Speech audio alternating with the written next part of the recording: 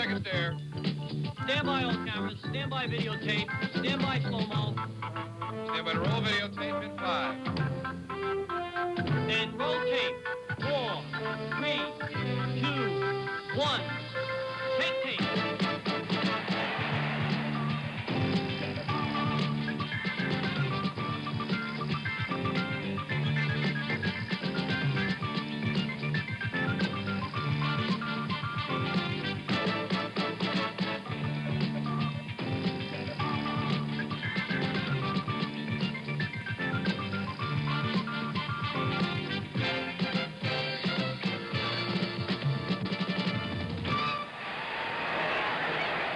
From Mile High Stadium in Denver, Colorado, on a beautiful Colorado evening, it's the Oakland Raiders versus the Denver Broncos. And ABC's NFL Monday Night Football is brought to you by Sears Tire and Auto Center for die-hard batteries, steady rider shock absorbers, and Sears steel-belted radial tires. And by Ford and your Ford dealers, who invite you to take a close look at the 1974 Ford cars and trucks. The closer you look, the better we look. Hello again, everyone. I'm Howard Cosell. Welcome to still another Monday night of NFL football right here on ABC.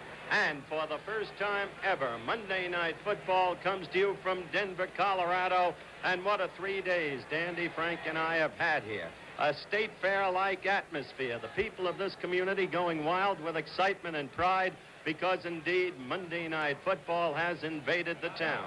In the midst of the carnival atmosphere, Mayor McNichols has proclaimed it Orange Day here in Denver. Orange is the color of the Broncos, and later when we pan the crowd, you'll see every Denver Bronco fan here wearing some article in orange. In the meantime, we've got a game that we think warrants the enthusiasm of the whole community itself.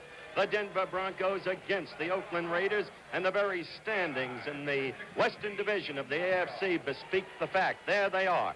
Oakland with a game less in hand than Kansas City, or a game in hand, if you will. Oakland, if it wins tonight, will move out ahead of Kansas City by a half game. But should Denver win and the Broncos have the capacity to win with their new John Ralston-type offense, they and Oakland would be tied just a half game off the pace behind those Kansas City Chiefs. And now, to tell you about the Broncos, the man who's had confetti poured all over his head for the past 3 days, welcomed as he has been to this great Mile High city, Dandy Don Merritt. Thank you a lot, Howard, and hi from Mile High Stadium in the Mile High city of Denver, Colorado. And I'll tell you, that confetti is really nice and out of sight. I really have had fun. Now, I know going into this ball game tonight, the Oakland Raiders are favored. But the way I look at it, if they got a center named Bobby Maples from Mount Vernon, Texas, snapping to a quarterback named Charlie Johnson from Big Spring, Texas, they got a real good shot at it. I don't know much else about them except we're going to have a lot of fun. The folks here in Denver really do love their Broncos. They support them very well, not only tonight, but for the past few years when they haven't been a contender. Now, Frank's going to fill you in on what's really going on in the football world. Talk about Oakland for a while and give you a little bit more about Denver. Frank, would you come in and talk to us for a while? I think I better. All right. These two teams both really pulled it all together last week, and both of them seem to feel that they're on their way to divisional titles, and that holds true for Denver. They're talking about it here in Denver. Denver, with Charlie Johnson at the helm, he threw 4 touchdown passes last week against Houston. No other NFL passer has done that all year. Charlie Johnson, the veteran quarterback for the Denver Broncos. You're going to see a new quarterback. Well, maybe new. He's only been playing a couple of weeks steady for the Oakland Raiders. That's the left-handed Kenny Stabler. He beat the San Diego Chargers rather convincingly last week, and in his 2 starts, he has 2 victories. Should be a football game tonight, one we're going to enjoy, the enthusiasm you cannot believe from here in Denver. We'll be back after this.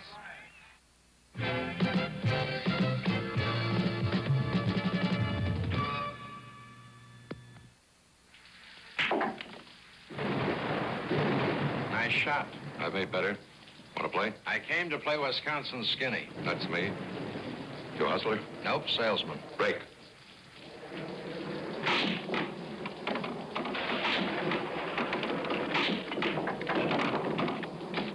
Salesman, huh? What do you sell? Skittle pull. Skittle pull by Aurora. It's a lot of fun.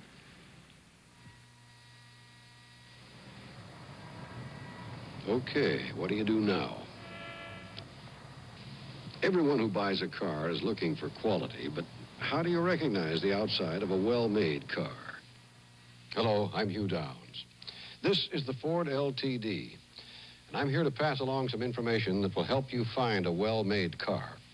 For example, which door seam looks right to you?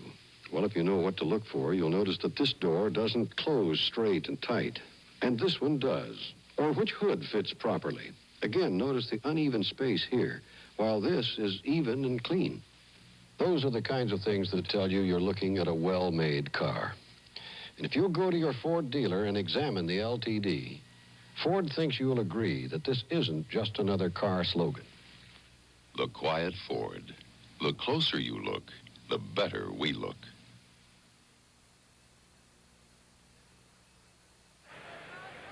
And, of course, it is Veterans Day. And tonight, it's a national day of tribute to the men and women of America whose service has helped us achieve peace and to maintain our freedom.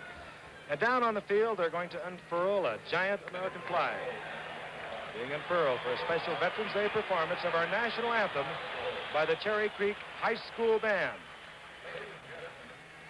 And what enthusiasm we have seen here in Denver. Howard mentioned the excitement that has taken over this city as they feel they really have their football team together for the first time in many years. I mentioned it too, Frank. That you did. Confetti all over your hair. These folks seem to really have a good feel for it. And now the capacity crowd of a little over 52,000 has been asked to rise. And ladies and gentlemen, as the flag is unfurled on the field, our national anthem.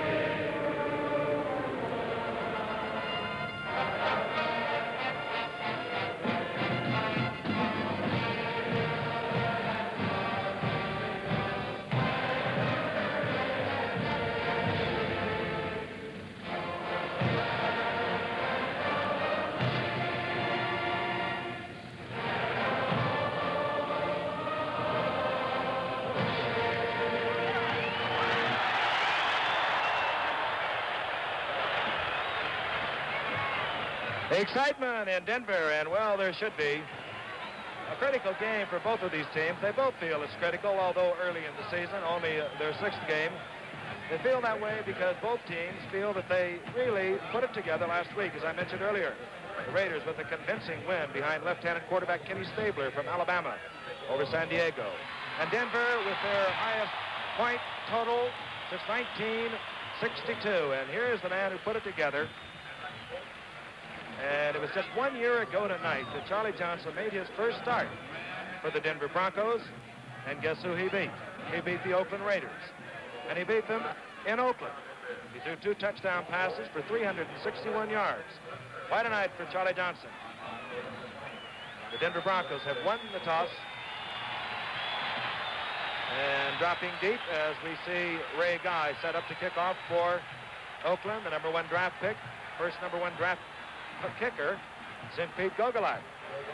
And going deep for the Denver Broncos will be number 33, Joe Dawkins, and number 24, Otis Armstrong. Otis Armstrong out of Purdue. A great All-American there. And you can feel the crowd stomping their feet. Dawkins, but out of the end zone. Ray Guy boots it out of the end zone. And Denver will take over. The touchback. They will take over 1st and 10, moving from their own 20. When you kick in this town and in this light air, Frank, that ball really moves. That it does, and we are going to see some really fine kickers tonight, both punting, and we're going to tell you about some records that will be broken. But right now, Charlie Johnson opens at quarterback. His running back, Sir Floyd Little, number 44, and Joe Dawkins, 33. Haven Moses, one wide receiver, out to the left, number 25. Jerry Simmons, 80, the other wide receiver. Now you see them switch positions. The tight end is Riley Odoms, number 88. Here comes Floyd Little, breaking a tackle, and Floyd Little gets out over the 25 to the 27. Tackled there by Jack Tatum. Let us tell you that Floyd Little only needs 39 yards tonight to go over the 5,000-yard mark in his career. He's now in his 7th year, 7 great years out of Syracuse. Let us also tell you that 31, Jack Tatum, who made that tackle, is as good a one-on-one tackler as there is in the National Football League. Gene Washington checks in. His second down along 3. The ball at the 27. Washington split far out to the right. Little gets the call again, and will be stopped short of the first down by about a yard. Hand off to Little. Stop by Tom. Good offensive showing by these Denver Broncos, as I mentioned, last week in Houston. They did it on the ground. They did it in the air. 4 touchdown passes by Charlie Johnson, who is now considering a 3rd and a long one. The ball resting at the 29. And incidentally, 3 of those touchdown passes went to Haven Moses. The other one went to Billy Van Heusen. Johnson puts Haven Moses out to the right. He has a 2 tight end offense. Number 61, Tommy Lyons, is 1 tight end. Riley Odoms, the other, number 88. And getting the call is Dawkins, and he breaks the tackle. He's over the 30.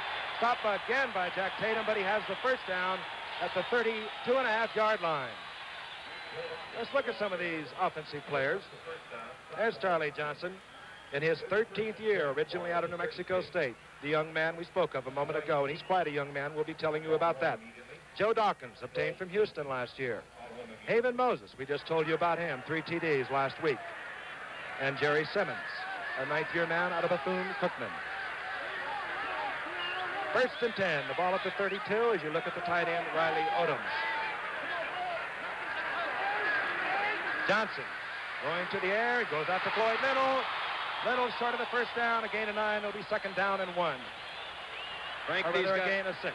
they're really trying to put an offense together. The Broncos have not had a big offensive team in the past few years.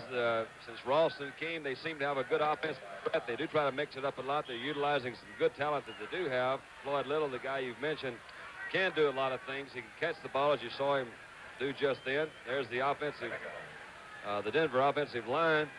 I want to go down, but these guys have put an offense together, and they think this has made a big difference for them this year. All right, Charlie Johnson considering a 2nd down and 4. The ball at the 39-yard line. Gene Washington, number 84, is in.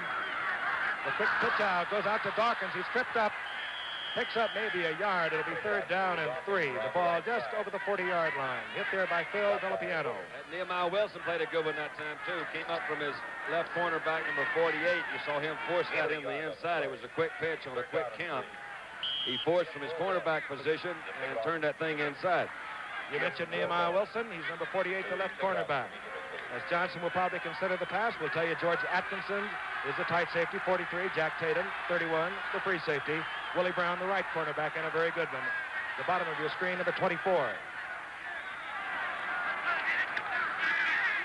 Odoms, complete. Oh, yeah. Midfield and into Oakland territory. Riley Odoms. 12-yard pickup. One of the things we were talking about earlier today, Frank, was the fact that Charlie Johnson is one of the quarterbacks. He has been around for a number of years and does love to throw against man-for-man protection.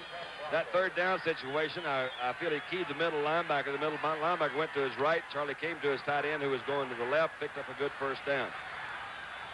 Okay, 1st and 10. The ball at the 49-yard line now, the Oakland Raiders. Billy Van Heusen is 1 wide receiver. He's top of your screen. Jerry Simmons is out, and Gene Washington is in. This is Charlie Johnson. He'll automatic a lot. Floyd Little gets the call. He follows the block of Dawkins. He maybe gets a yard. It'll be 2nd down and 9. Defensively for the Oakland Raiders up front, and they're good. 84, Tony Klein is the right defensive end. Art Toms, the right defensive tackle, number 80. Otis Sistrunk is 60. That's not Kung Fu. That's Otis Sistrunk. Bubba Smith, 77. They are tough. The linebacking core, Dan Connors in the middle, a 10-year veteran, number 55, Bill Villapiano, 41, Gerald Irons, 86. Second down and 9. Howard will finish the Otis Sistrunk story, I'm sure, before morning. We'll have the right Sistrunk, too. Otis, not Manny, You John. started He it plays 2 years for ago, Washington. Howard. I just want to hold the end of that story. Little on the trap play, and a very fine play made there by Tony Klein, as you saw. A gain of about 2. Charlie Johnson will be in a passing condition again. It'll be 3rd down and 7. And it's nice to know Charlie Johnson's comeback with the Denver Broncos. It's nice to know, too, Don, observing him, that he drops back just 5 steps and gets the ball off very quickly, usually the quick outs or the kind of pass he threw to Riley Odoms. Let's see what he does this time, Howard. He is a good quarterback. He had some great years in St. Louis, and not so successful in Houston. Having, again, some good years out here in Denver. Let's see what he does. He's got 2 guys flanked right. It is a quick 5-yard drop. Going to Washington, almost picked off by Willie Brown. Willie Brown is a tough one to throw against. Don't throw it over there, Don. You know the maxim. Keep it away from number 24. They've been repeating that in the National Football League for years. Howard, would you look at that? I saw that. A very, very fine-looking young woman, carefully noted by our director for the evening, Andy Sedaris. Unfortunately, although we love Andy, Chet Forty, our regular director, took quite ill and is in St. Joseph's Hospital here, but nicely recovering. Had a high fever, infection in the bloodstream. George Atkins is deep. He leads the American Football Conference in punt returns as we watch Billy Van Heusen, who's the 4th leading punter in the AFC, and it takes an Oakland bounce and is down by the Broncos on the 12-yard line. Getting down there quickly was Jerry Simmons. No score, 7:17 remaining in the first quarter. We'll be back. Contractor Tom Spencer, Wethead. Contractor Tom Spencer, the dry look. Chemist Wayne Schwartzman, Wethead. Chemist Wayne Schwartzman, the dry look. Importer Joe McDonald, Wethead. Importer Joe McDonald, the dry look. The dry look from Gillette. #1 aerosol hair control. Adjustable valve, sprays as light as you like. Find out how much better it can make you look. The difference will surprise you. Mayor Henry Clifford, Wethead. Mayor Henry Clifford, the dry look. The dry look from Gillette.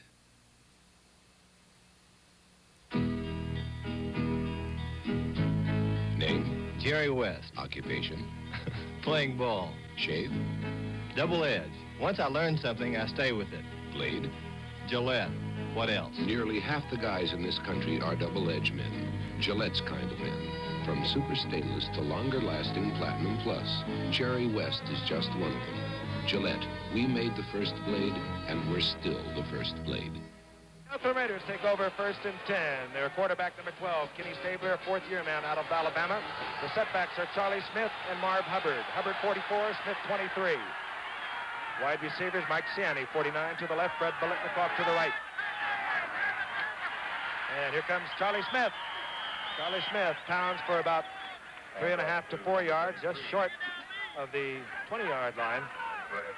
Kenny Stabler's a good story, Frank, and I really would like for you to come in and give me these statistics, but he did take over 2 games ago from Darryl LaMonica, who's been the starting quarterback for Oakland for several years, and since they've got this play going, I want you to fill me in on that, because I think it's quite interesting about Darryl's touchdown production. Here we go. This is on 2nd down and 7. Stabler going to Biletnikoff. And Biletnikoff cannot quite find the handle. Good defensive work by Randy Montgomery. And Biletnikoff is one of those players. Don will get to Stabler in a moment. Biletnikoff needs 40 yards tonight to reach 6,000 yards as a receiver as we look at him working against Frank, Randy Montgomery. It could have been some trouble if he had held on to that ball. I don't know how quickly he could have gotten away, but he was moving fairly rapidly there. You saw Bill Lasky, number 45, come over from his linebacker position. Maybe he could have stopped him. 3rd down and long. 3rd and 7. The ball at the 19. Stabler again looking for Charlie Smith over the middle. He's covered, and down goes Stabler. Oh, they love it here in back Denver. to the 11. Oh, yeah. I never saw so much orange since we played down at the University of Texas in 1957. Here it goes again, Frank. You'll see this pressure put on by that, as Pete Durango out of Notre Dame coming in there, number 55. But Kenny went back to throw. Was a 3rd and 7 situation. Evidently, he didn't think anybody was open. He got a lot of pressure also from Lyle Alzado, number 77, who came in to make that. Now we got a good punt going. Single safety, the rookie Ray Guy. 10-man rush. They're going for the block, and he hurries it off the side of the foot. Ray Guy, who was leading the AFC, coming in, anticipated the rush of Denver. Bad kick, 31 yards. Denver in good field position. 7 minutes, 20 seconds remaining. We'll be back in a moment. Sooner or later, you're going to try a white owl, and when you do, we got you. Maybe we'll get you with the white owl flavor or the mildness or one of the great white owl shapes like this is the New Yorker. But we're going to get you. Denver, 1st and 10. They move from their own 46. Here comes the reverse. It goes to Billy Van Heusen. The picket line is set. Whoa! Good play by Gerald Irons to stop Billy Van Heusen. Gain of 6. Knocked out of bounds at the 40-yard line. That one could have been a big one. They had a reverse set up. Van Heusen did get around the first pursuit. Came around. Gerald Irons made a good move from his right linebacker position. Here we look at it again. Hand off to Little. Come back to Van Heusen. Look out, Charlie. Here they come. Watch them run. Keep an eye out for Gerald Irons, number 86. He's going to give you one right across the chops. Blap. Yep. 2nd down and 3. The ball just inside the 40-yard line of Oakland. A look at the 13-year veteran from New Mexico State.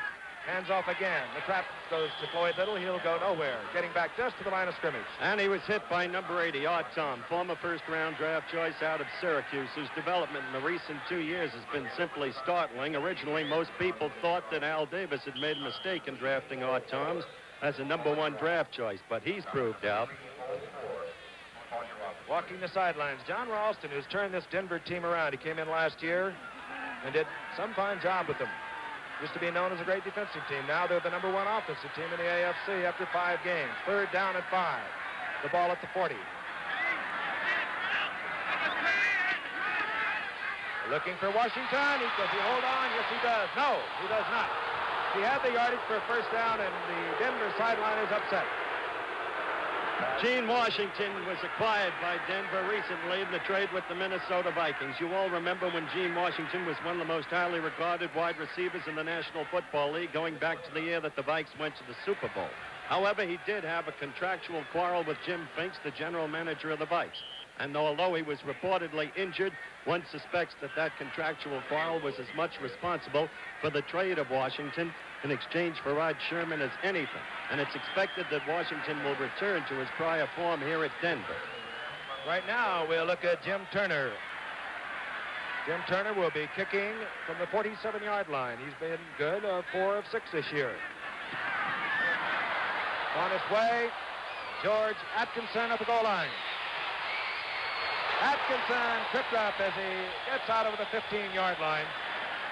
Stopped there by Marv Montgomery. So action here in Denver at the Mile High Stadium, where we'll be back right after this message.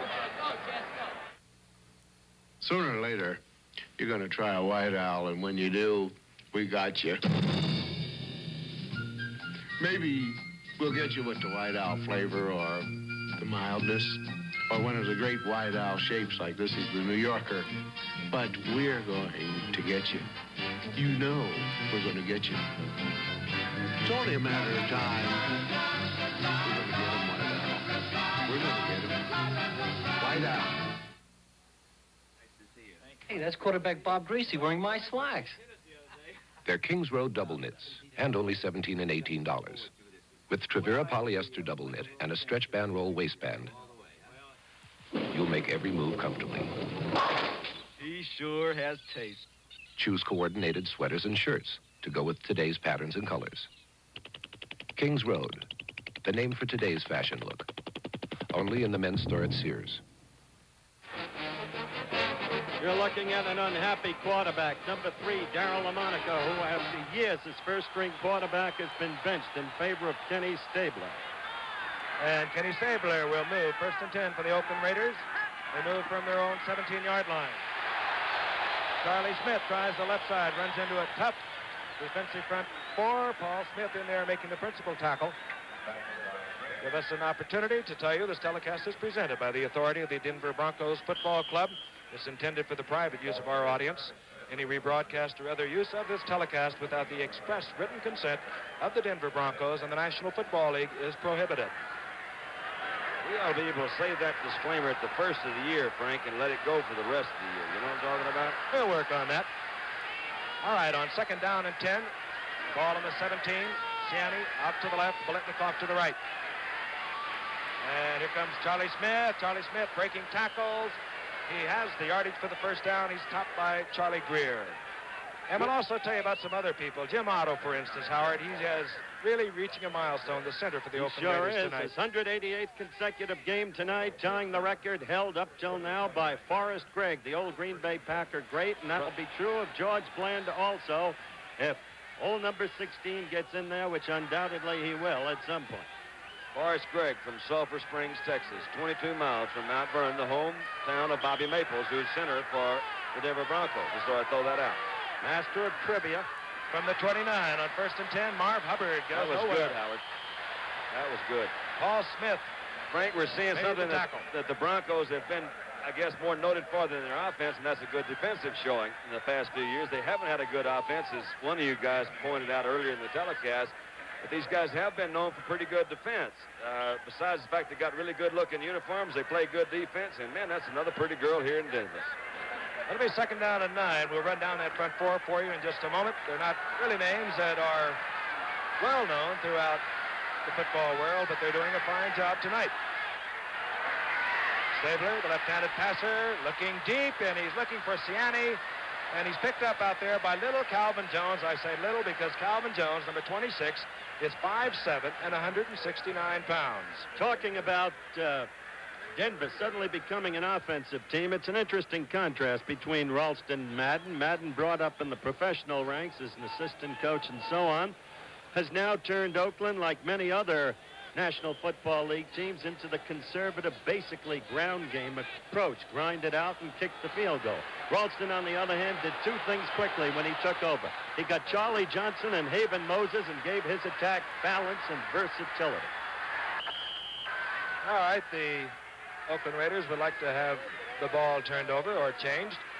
Pete Banaszak is checked in, and Kenny Stabler can't expect the pass rush on a third down and 9 from his 30. We'll tell you about that front four. The Denver Broncos, Barney Chavis, 79, the left defensive end. Paul Smith, the left defensive tackle, number 70. Pete Duranko, 55. Lyle Alzato, number 77, the right defensive end. On third down and 9. Looking for Biletnikoff, checks off, goes out to 21, Cliff Branch. And Branch, on a good catch, gets into Denver territory. He's at the 44, 26-yard gain. They know about Cliff Branch around here. He's out of Colorado, and this youngster is some kick runner and is now beginning to come into his own as a wide receiver. He is a speedster. You just see it again there. It was a fairly simple sideline, but Howard is right. He is a local favorite, and I'm sure many of these fans will have somewhat mixed emotions about Cliff Branch because he was a favorite in this area for several years. But now he's wearing a different colored jersey. First and 10 for Oakland. They're at the 44 of Denver. Marv Hubbard. Hubbard will get 6. Call it 5. It'll be second down. Well, we'll give him 6. It'll be second down and 4. We don't want to labor the point that Denver's become an offensive team, but it is true that they used to be renowned for their front four defensively when Rich Jackson used to be here and was healthy before he had the knee problem. Now, with a basically young defensive front four, apart from Duranko, look at them holding hands there. What he likes to do, Ralston, is the kind of thing Oakland used to do. He likes to show a different front in that defensive line with almost every play. More on that later. On a second down, a long 3. The ball goes to Charlie Smith. Big hole, and he gets the first down. He's at the 30. Good quickness by Smith as he made his break after he got the ball right through the middle. It was a fairly simple off-guard play, but he did make a good move in the middle. You see his statistics there for the year. You know, Don and Howard, this is just what Ralston was afraid Oakland was going to do, and that is nickel and dime them to death. Grind it out. 5 yards, 6 yards. And he's worried because his own defensive unit, the Broncos, are 10th in a 13-team conference against the rush. Oakland is number 1 against the rush, aren't they? That they are. First and 10, the ball at the 30. 3:36 remaining in the first quarter. No score. This is Marv Hubbard, and he goes into the arms of Pete Doronko. Now, did you see the line that Ralston had the mass on that play done with Ray May, 56, the recently acquired linebacker, and a very good one, I might add, from Baltimore, right up on the line of scrimmage at the end? Howard, I honestly didn't see it, but evidently something worked there that time because it did stop him for no gain. You saw Hubbard really, when he got the ball, he knew there was no place to go. Ray May is really a very interesting character. I'd like to get into his personality as the game goes on. He's a man of genuine quality as far as I'm concerned. Right now, it's second down and 10. The ball at the 30. Stabler looking for Biletnikoff. He can run. Looking for the first down mark. He gets it.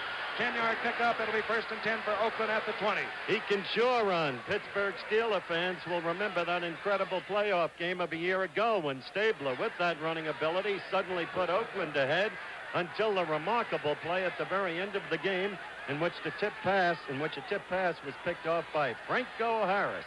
I'm always amused somewhat when I see these different accounts in the newspapers and on actually television too about. There were several articles this week about how the Denver team respected Stabler because of his ability to run. But for years, coaches throughout the National Football League said, we don't want a running quarterback. Now, all of a sudden, the trend has changed. They need one. 28 is Clarence Davis. He coughs it up. Look at there. And Bill Thompson. Bill Thompson. Billy Thompson. Oh, I love that here.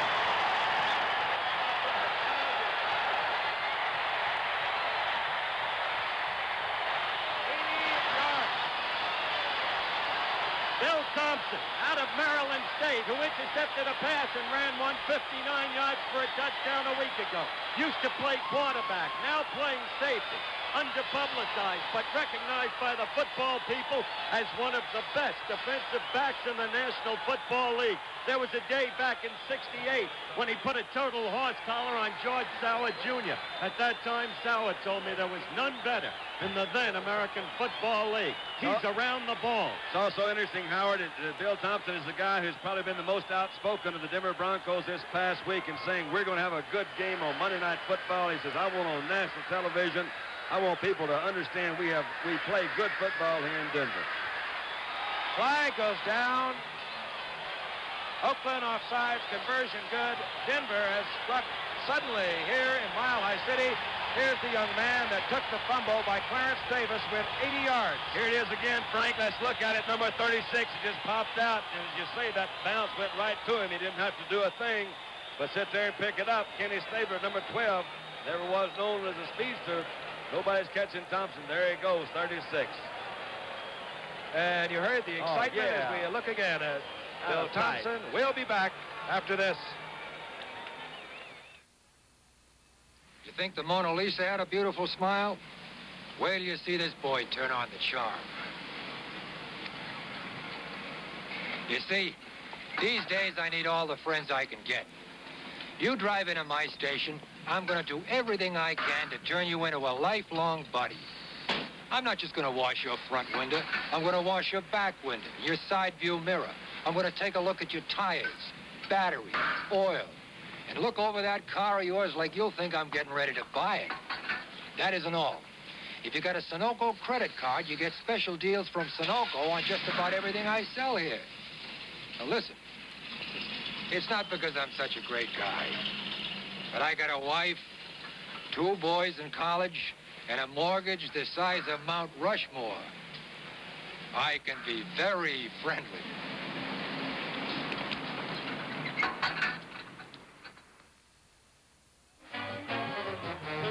Well, that's the kind of few days we've had here in Denver. Great people in a great state. The weather for 10 days has been hovering around 75 to 80 degrees, and it's beautiful right now. We have really enjoyed it. Barney Chavis, by the way, was the man who made that tackle on Clarence Davis that forced the fumble. Looking deep, we watch it. Number 28, Clarence Davis. 36, Bob Hudson. Coming out is Clarence Davis, leading the AFC in kickoff returns. He's tripped up at the 19. He goes down over the 20. Betty Ebsen, Peter Graves, and Raymond Massey star in The President's Plane is Missing, a special 2-hour motion picture produced for the Tuesday Movie of the Week tomorrow night at 8, 7 Central, right here, of course, on ABC. You mentioned Chavis made the tackle, Frank. A high draft choice, number 2 from South Carolina State. Denver expects great things of him. Looking at Kenny Stabler, who now had things under control. It turned around quickly. Marv Hubbard gets the call on 1st and 10. He might have got a yard, and it was Chavis again who was in there to make the pop. And they're watching themselves on television. This game, of course, a sellout, the blackout lifted here in Denver. Traveling around, I meet a lot of folks that try to pin me down with the difference between pro ball and college ball. They say we don't feel the enthusiasm in pro ball that you do in a college game. It appears to me in a brief stay here in Denver that these Denver fans and teammates have combined the best of both worlds. They seem to have a great enthusiasm, and they're playing good football. On 2nd and 10, flooding backs both ways, and he just does get it off to Blitnikoff. Does Stabler. Blitnikoff has the first down. He's out of bounds at the 31. Randy Montgomery and Bill Thompson forcing Blitnikoff out of bounds. He's now gained 15 yards. We told you he needed 40. He needs 25 more to go over 6,000. Look again, Randy Montgomery covering. Nothing really magic about that route. You saw him just go down there. They're giving him a little bit too much room. We'll take another look at it. He's throwing back in there again. They're putting some pretty good pressure back there. That was Chavis again. And Alzado, 77. 1st and 10, moving from the 36. Stabler looking again, and a lot of pressure from Paul Smith. Oh, yeah. You know, I think one of the neat things when you evaluate different rosters is that most football, quote, experts would say that Oakland does have the better 40-man squad. The fortunate thing is that Denver 40-man squad doesn't necessarily believe that. Take a look at it again. Look at Paul Smith, number 70. He's coming right through there, putting some good pressure on. Kenny didn't have a chance to set up. Had some help from the other side. Looked like Lyle Alzado doing that job. Let's see what Kenny's going to do now on about a 2nd down and about 18. We'll watch 1:21 remaining in the first quarter. Denver out in front 7-0. He And got Stabler goes to Mike Ciani, complete just at midfield. It'll be 1st and 10 for Oakland. The ball now marked at the 48, 23-yard pickup. I hope we have a replay of that. I shouldn't say this, but one thing I'd like to point out was this, that that time Stabler had plenty of time to throw. He was well covered. Ciani was well covered downfield, but Stabler had time to throw. Let's watch this protection this time. Now look at this. He's sitting back there, and I'll guarantee you, man, you give a cat long enough time to throw, those defensive backs just can't cover him back there. So therefore they picked up a good first down. All right, the ball at the 49 of Denver. Flag. Oh, yeah, look out. Stabler gets rid of it under a lot of pressure. But again, a flag has gone down as he tried to unload to his tight end, Bob Moore. Tom Graham came in at that time. Frank middle linebacker blitz. He was also with Chavis again, number 79. Something must have happened that Denver liked. I hear the crowd reacting to it. I didn't pick it up. I think Blitnikoff probably was in motion. Well, you saw Stabler have to move to his right. Here's a left-handed thrower. Had to come back from that left side. He didn't have enough time to really set and throw the ball. Got good pressure again from the middle linebacker. And Chavis was in there also. Okay. Denver says no. We'd like to cost them the down. They decline the penalty. With 2nd down, 10. 32 seconds left in the quarter. Denver took advantage of the one big break, the turnover on the tackle by Chavis, the fumble. There's my picked man. up by Bill Thompson. Yeah, there's old Bubba. My friend, Bubba You Smith. always used to look up to Bubba. I do look up to Bubba. 2nd down and 10. The ball at the 49 of the Denver Broncos. John Bella has replaced Bob Brown, the all-pro tackle for Oakland at right tackle. Brown was starting this game hurt. Flags fly again. And Stabler is dumped by Lyle Alzado. I think, again, yes, they induced it. And as we wait for this penalty to be paced off, so far, Otis Siskron, earlier alluded to as not kung fu by Frank Gifford, as he was setting the respective lineups at the top of the game. But in the meantime, thus far you've observed the Denver front four playing extremely good football. We've talked about young Chavis. Probably football people would call Lyle Alzado, the fourth-year man from Little Yankton College, the best man in that line. But Paul Smith has been a quality player now and ready to assume his rightful role for a number of years, and it appears he's doing it this year. Illegal procedure, 2nd down and 15. And here comes Charlie Smith with a big hole, and good running by Charlie Smith. He's close to the first down. Down to about the 39-yard line, 15-yard pickup. Good offensive call, Frank. A quick trap up the middle. It was 2nd down and long yardage. Smith made a good move. I'm not for sure the defensive back was. It could have been the left safety, Bill Thompson, but he did make a good move. They broke clean through the line. It's either a first down or very close to it, which will make a 3rd down and short or a 1st down. Probably a 3rd down and short. But that's kind of neat. You see, they had pretty good field position anyway. And it is the 1st down, I believe, isn't it? Nope. They just missed it. It'll be 3rd down, and as you said, short. As I said, it was 3rd down and short. Yeah, one of those two. You know, we have a very astute producer, Don Oldmeyer. He keeps asking me, why is the Denver Bronco defensive team holding hands? I don't know. I have never seen a football team do this. Apparently, it's something that they feel is a togetherness. There they are. Well, it could be that, or it is terribly lonely out there. And tonight they do have about 40 million people watching them. That's the first time. I'd hold hands if anybody would hold hands with me. All right, you saw how much Oakland needs for the first down. They trail 7-0. Stabler will take it on his own. He gets it. Whenever you're in trouble, give it to your power runner, Frank. And Stabler gets the first down as the gun is sounded here at Mile High Stadium in Denver. It's at least a mile high. And again, on the strength of an 80-yard fumble returned by Bill Thompson, Denver is out in front, 7-0.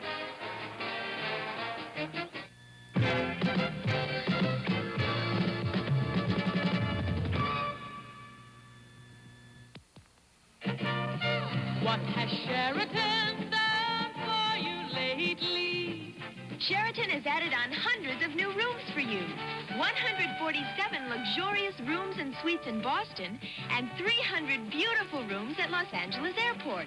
To confirm a reservation at any Sheraton in the world, call 800-325-3535. That's what Sheraton does for you now.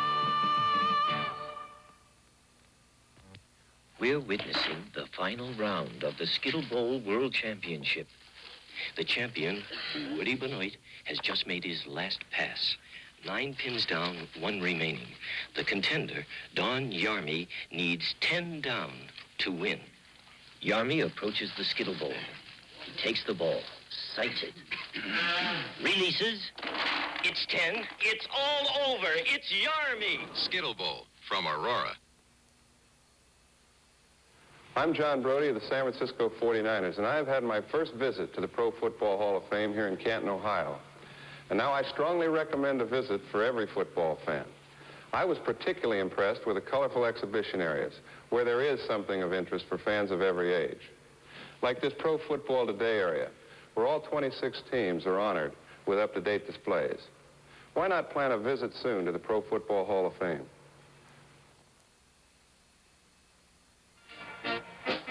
The preceding announcement was brought to you as a public service by the National Football League. Yahoo-wah. Pretty girls here in Denver. I guess they're pretty all over. Pardon me? 1st and 10. Oakland moving. The ball at the 37 of the Denver Broncos, who are out in front 7-0 as we begin the second quarter. Kenny Stabler looking. He gets bopped again. Gets it complete this time to his tight end, Bob Moore. Wide open, Frank. A lot of people think that Raymond Chester's absence from the Oakland offense is possibly an instrumental factor this year in their offensive drive. This fellow right here did catch that one. It was wide open. He is not. We're going to take a look at it again. Howard, you got something to say? Well, the difference is those people who think something's gone out of the Oakland offense with the departure of Chester, as you watch Moore on that, in effect, square out, are right, because Moore is not the deep threat that Raymond Chester is. All right, this could be interesting. What's happening here? Oh, Charlie Smith on 1st and 10, and he moves for good yardage. Down inside the 20 to the 17. That was Calvin Jones, Frank, that came up there. What is he, 5'6"? 5'7". 5'7". And he came in here. A lot of folks thought it was a fluke. They say, oh, yeah, you're putting Calvin Jones out there, number 26. He is 5'7". There's old George Blanda. But Calvin Jones, the fact is, just came in and made this ball club as a right cornerback. He does get a lot of help in certain situations from a zone coverage. That time he came up, made a good defensive move, and made a good tackle. All right, Charlie Smith has picked up 45 yards already. A second down and 4. The ball at the 17. Smith gets the call again. Runs into a lot of problems on the left side. Ray May, principally number 56. Can we speculate a little bit? Why not? Well, let's say they don't make this third down in a 4 or 5 situation, which will bring in George Blanda for his attempt at his 300th field goal. Am I correct? So far.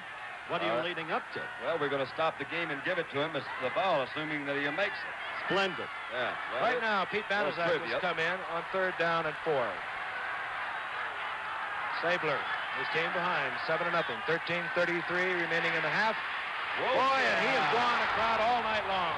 Bill Thompson coming on a safety blitz. Bill Thompson, who was beaten a moment ago by Bob Moore early in the game at 80 yards for a touchdown, has just nailed Stabler all the way back. Frank, watch it again. 30-yard line. You do see 36 coming in from his left safety, a safety blitz. This is the one thing, and no matter how much you work on different kinds of blitzes, you're not ready for that safety to blitz. Nobody really is in that backfield to pick him up. Remember that? Sorry, John. Remember that skinny Philadelphia Eagle who almost took Kittle's head off when you were playing, Frank? No, I can't. Ken Was it Burrows. the blade? The blade. Okay, Blanda looking for his 300th career field goal. He's 11 of 13 this year. There it is. He's got it. George Blanda. Well, what can you say about this man? 46 years old. They're going to hold up and give him the football. And you know what he's going to do with that football, Don? No. I'll tell you. George Blanda, who is 46 years of age and who is a remarkable person, as I think every sports fan in the country knows, going to take that football home and give it to his mother, Mary, who is 77 years old today. That's really nice. George Blanda, who's done a lot more in kick during his career. He has piled up over 1,700 points as a kicker, but he was a fine quarterback in his day.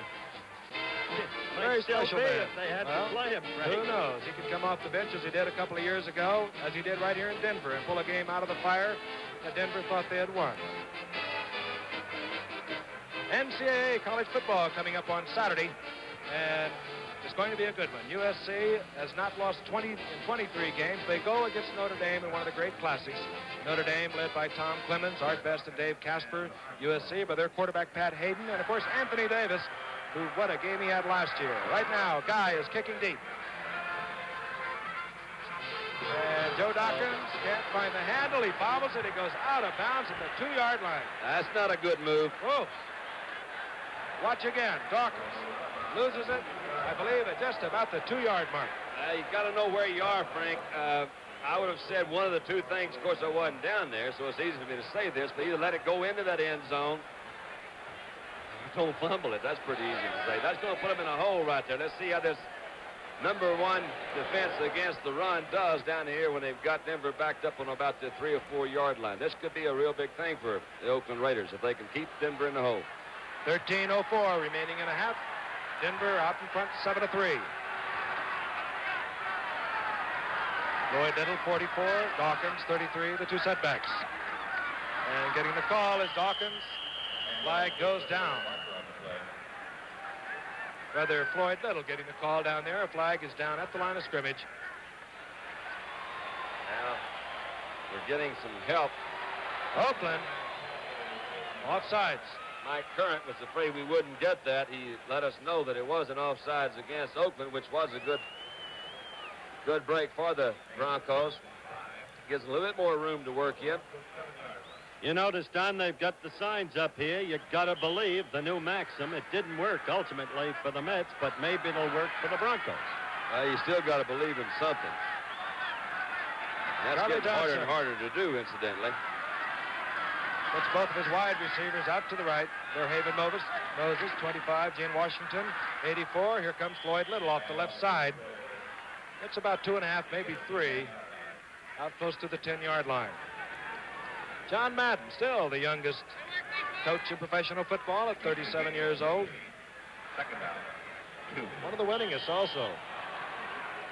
Through all the years, Oakland has beaten Denver 20 times, lost to them 5 times. Once a year ago, Charlie Johnson's first game for Denver, as Frank mentioned earlier, 1 game tied. So Oakland is always dominating. But it's a new year. And a 2nd down and 2. The ball at the 10-yard line for Denver. And Joe Dawkins pounding off the left side. He gets the first down. Dawkins out to the 15. While Dawkins made that bad play on the kickoff just a couple of moments ago, Joe Dawkins has been a very pleasant surprise for the Denver Broncos, acquired from Houston in a trade in 1971. He had shown flashes with Houston, once had a 143-yard game against the Cleveland Browns, and now with Denver, he's teamed up with Floyd Little. They're no longer a one-man running gang. Dawkins has been doing a whale of a job. Played his college football at Wisconsin. Good average there, Howard. 5.8. That's not a bad time. 1st and 10. The ball just short of the 15. Charlie Johnson going for Haven Moses. He scored on that play last week against Houston. This time against Nehemiah Wilson, he will not. Rolled into a zone, Frank. You saw Nehemiah Wilson come up and hit Haven Moses, and you're absolutely right. Haven Moses did try to go around him. He was trying to get there before George Atkinson did. Charlie threw the ball really where he should have thrown it. If that thing works out right, Moses gets away from Nehemiah Wilson, comes into that hole that is in between that zone, picks it off. Johnson passed his 20,000-yard career mark last week against Houston. He was somewhat upset that they played him man-to-man. He says, I get an idea they don't respect my arm. All right, Charlie looks over at the defense on a 2nd down and 10. Hands off to Floyd Little. Little turns the corner. He gets out to just over the 20-yard line. Hit there hard by Phil Villapiano. Floyd Little is just over the 20. Exceptional athlete. I'm going to call on my friend and yours, Howard Cosell, to go into a little more detail. Floyd is the recipient of the Brian Piccolo Award this year, Howard. Maybe you can fill us in on some of the details of that. And basically, he is a very conscientious man. He's It is a remarkable concerned with young his community here. That's Floyd right. Little. Dedicated to community service. We will develop that later. There he is on a 3rd down and 3. The ball at the 21. Gene Washington, top of your screen, number 84. Johnson dumps off the screen to Dawkins. And a good play on Dawkins by Gerald Irons, but Dawkins picks up the first down up to the 33, 7-yard gain. And we got a shot of that down there in the truck, Mr. Olmeyer, because I want to show something. I tell you, Charlie Johnson did a super job that time of setting up the screen pass. He took a real tough lick by that defensive line. Let's take a look at it again. I think it may be Klein. I'm not sure who it is in there. Watch him move. Connors didn't see it coming, but Charlie went back. He tackled Bobby Maples. That's old Bobby Maples there from Mount Vernon. But the thing about it, Charlie set that screen up very well. 1st and 10. Denver moving out to their own 33. Haven Moses, the 25, the bottom of your screen. Here comes Little. Little moving behind guard Larry Jackson, and he gets about 8. Mark at 9. He's out to the 41. Bill Villapiano again on the stop. He was following Larry Jackson that time, Frank number 68, and you saw Little come in there on the outside. He was waiting for Jackson to make his move. Villapiano was the guy that was in front of him, and it appeared to me that Little says, now, Larry, I'm here hiding behind you, but I can't wait any longer. I got to make a cut to the inside, and he did. Jackson, therefore, didn't really have to throw a very good block on Villapiano. It'll be 2nd down and 2. The ball at the 41. Floyd Little now needs 11 more yards to go over 5,000 yards in his career. Dawkins on the draw play. Toms misses. Villapiano holds on, but good yardage out for the first down. Jack Tatum also helping out. As Denver continues to show good offense and apparently sparking a current drive downfield. The thing to remember about this Denver team is they had San Francisco beaten until the waning seconds when a Bruce Gossett field goal gave San Francisco a 36-34 victory. They played Kansas City to a 16-14 game. The capacity is there. They defeated the Cincinnati Bengals. So this is not a hunky-tonk team. This is a developing football team, the Denver Broncos. Right you are. The only question was their defense. They've got a good offense, and Billy Van Heusen misses, and Charlie Johnson came back with the play tried a moment ago between the zones. I wish he had caught that one. That would really make great commentary. Because Bill Van Heusen did do just exactly what we were talking about a while ago. Bill, I wish you could help us out more up here in the booth, son. I think you could have better commentary by describing why the pass failed to connect. Well, why don't you take it over then? Let's hear it. I had it all set when it was if they'd hit it. I do want to say this about Floyd Little. Not only has he received that Brian Piccolo award that Dunn mentioned, but he is wearing Christmas seals on his helmet. He's active in the annual lung campaign out here. He's a remarkable youngster. On second down and 10 from their own 46, Charlie Johnson complete to Haven Moses. And he almost spins out of a tackle. The tackle by number 43, George Atkinson. And he has got the first down again. Denver continues to move, and this crowd loves it. I'll make my comment on Haven Moses' move. We see it again here. This is the thing I always appreciate with a receiver. Watch him come back toward the ball. If you're going to throw a turn in, the thing that really helps is that receiver plants that foot, comes back toward the quarterback. It really helps eliminate interceptions. It improves completions. And a lot of times when he comes back, he can circle back around that defensive back and pick up some more yardage. Charlie Johnson, 4 out of 8 for 38, as you see right there. 4 out of 8, 4 different receivers. And Charlie Johnson is doing what his head coach, John Ralston, wanted him to do. Hang on to the ball.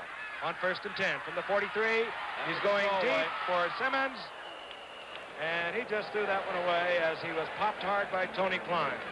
Didn't like that throw one bit, to be perfectly honest, Don. Don't know why he suddenly went to the deep ball against that very fine Oakland secondary. Well, I don't know either, but it was a first down. It was not a good throw, but primarily they had that pattern covered.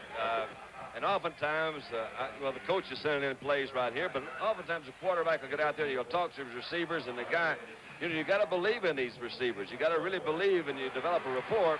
Sometimes it's hey, look, let me have a deep one on first down. They're playing me really tight on first down. Just let me throw one deep. If I don't complete it, it'll at least keep him off of me. Maybe that was what the situation was. All right, a second down and 10 at the moment. 7:34 remaining. Denver out in front, 7-3. Gene Washington, bottom of your screen, number 84, Haven Moses on the left side, and were they drawn off or were they offsides? Art Toms, number 80, crashing across. Yep, they were drawn off.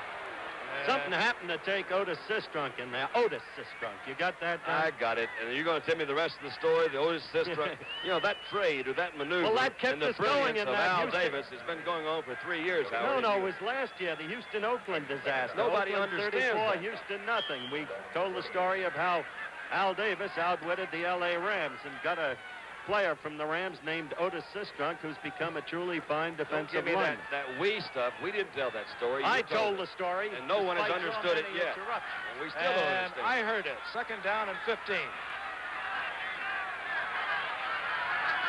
Washington, top of your screen, and, well, let's look again. Did they take too much time? Or were they drawn Well, off? it can't be Illegal Bobby Maple's procedure. fault. He wouldn't do that. Illegal procedure again against Denver. Number 74, Mike Curran, appeared to anticipate that count a little bit. Why? On a pass, I don't know. There he is, the third pick for the Denver Broncos, and 67. Well, he came here because his helmet's sitting too far back on his head. Second down now and 20. John Ralston. Great coaching career. Stanford. Consecutive wins over Big Ten opponents in the Rose Bowl, Ohio State and Michigan. From their own 47, Charlie Johnson moves Gene Washington further out to the left. The screen out to Floyd Little, and Johnson, under pressure from Tony Klein, has to unload it. Well, he did really well a while ago. He didn't do so good that time. He did have Floyd Little open behind a couple of his offensive linemen who had moved out for a little quick screen. That one was overthrown.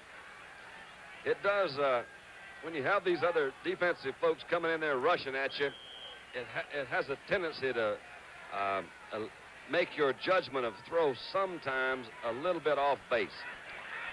Did you get that, Howard? I heard you. Didn't understand that either, did you? Not altogether sure about your degree of cogency tonight. Let me try. I'll try it again in a minute. Third down and 20. The ball just short of the 47 for Denver. Moses out to the right. Oakland with the pressure on, and over the middle, it's complete to Floyd Little. far short of the first down. He'll be at the 45 of Oakland. Tony Klein again, pressuring Charlie Johnson. And riding onto the field is Jim Turner. A pal of yours, I know, Howard. Jim Turner is a pal of mine who goes back to the Jets days and the Super Bowl team, and who's one of the most consistent field goal kickers in the business, but who does, in truth, have a basic weakness. He's got a limitation of about 45 yards. Very rarely will Jim kick one, even in the light air of Denver, from the distance you're about to see essayed. He has just a slight breeze, if you want to call it that. He'll be kicking from the... Splendid, Howard. Well, it's a 52-yard kick. And George Atkinson has dropped deep, and he is a dangerous return man if Turner is short. You don't get very good coverage on a field goal, and let's see. Hit across the bad. Onto the field, no good.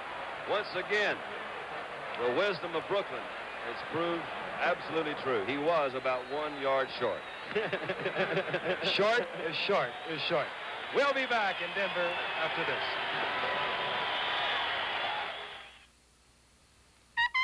The Dalton Trail in the dead of winter.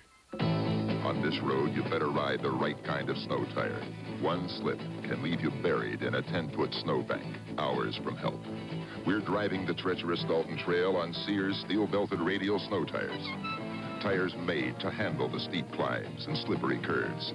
And when you've got to stop, that's when you really appreciate this tire. The way it digs into deep snow, you can feel it work, feel the positive traction. It's the best performing snow tire we've ever offered. From the radial design and 2 tough steel belts to a unique multi-angled tread pattern with more than 2,000 gripping edges. For full tread width traction when winter's at its worst. The Sears steel-belted radial snow tire. Try it on your own Dalton Trail. Radial design, 2 steel belts, and a deep biting tread. The Sears steel-belted radial snow tire. Only at Sears. This program is being brought to you as a special exclusive of ABC Sports. Right now, let's pause 5 seconds to allow our local stations to identify themselves. Good idea. The Raiders take over 1st and 10 from their own 20. Stabler looking for a receiver under pressure, and Ciani is all alone.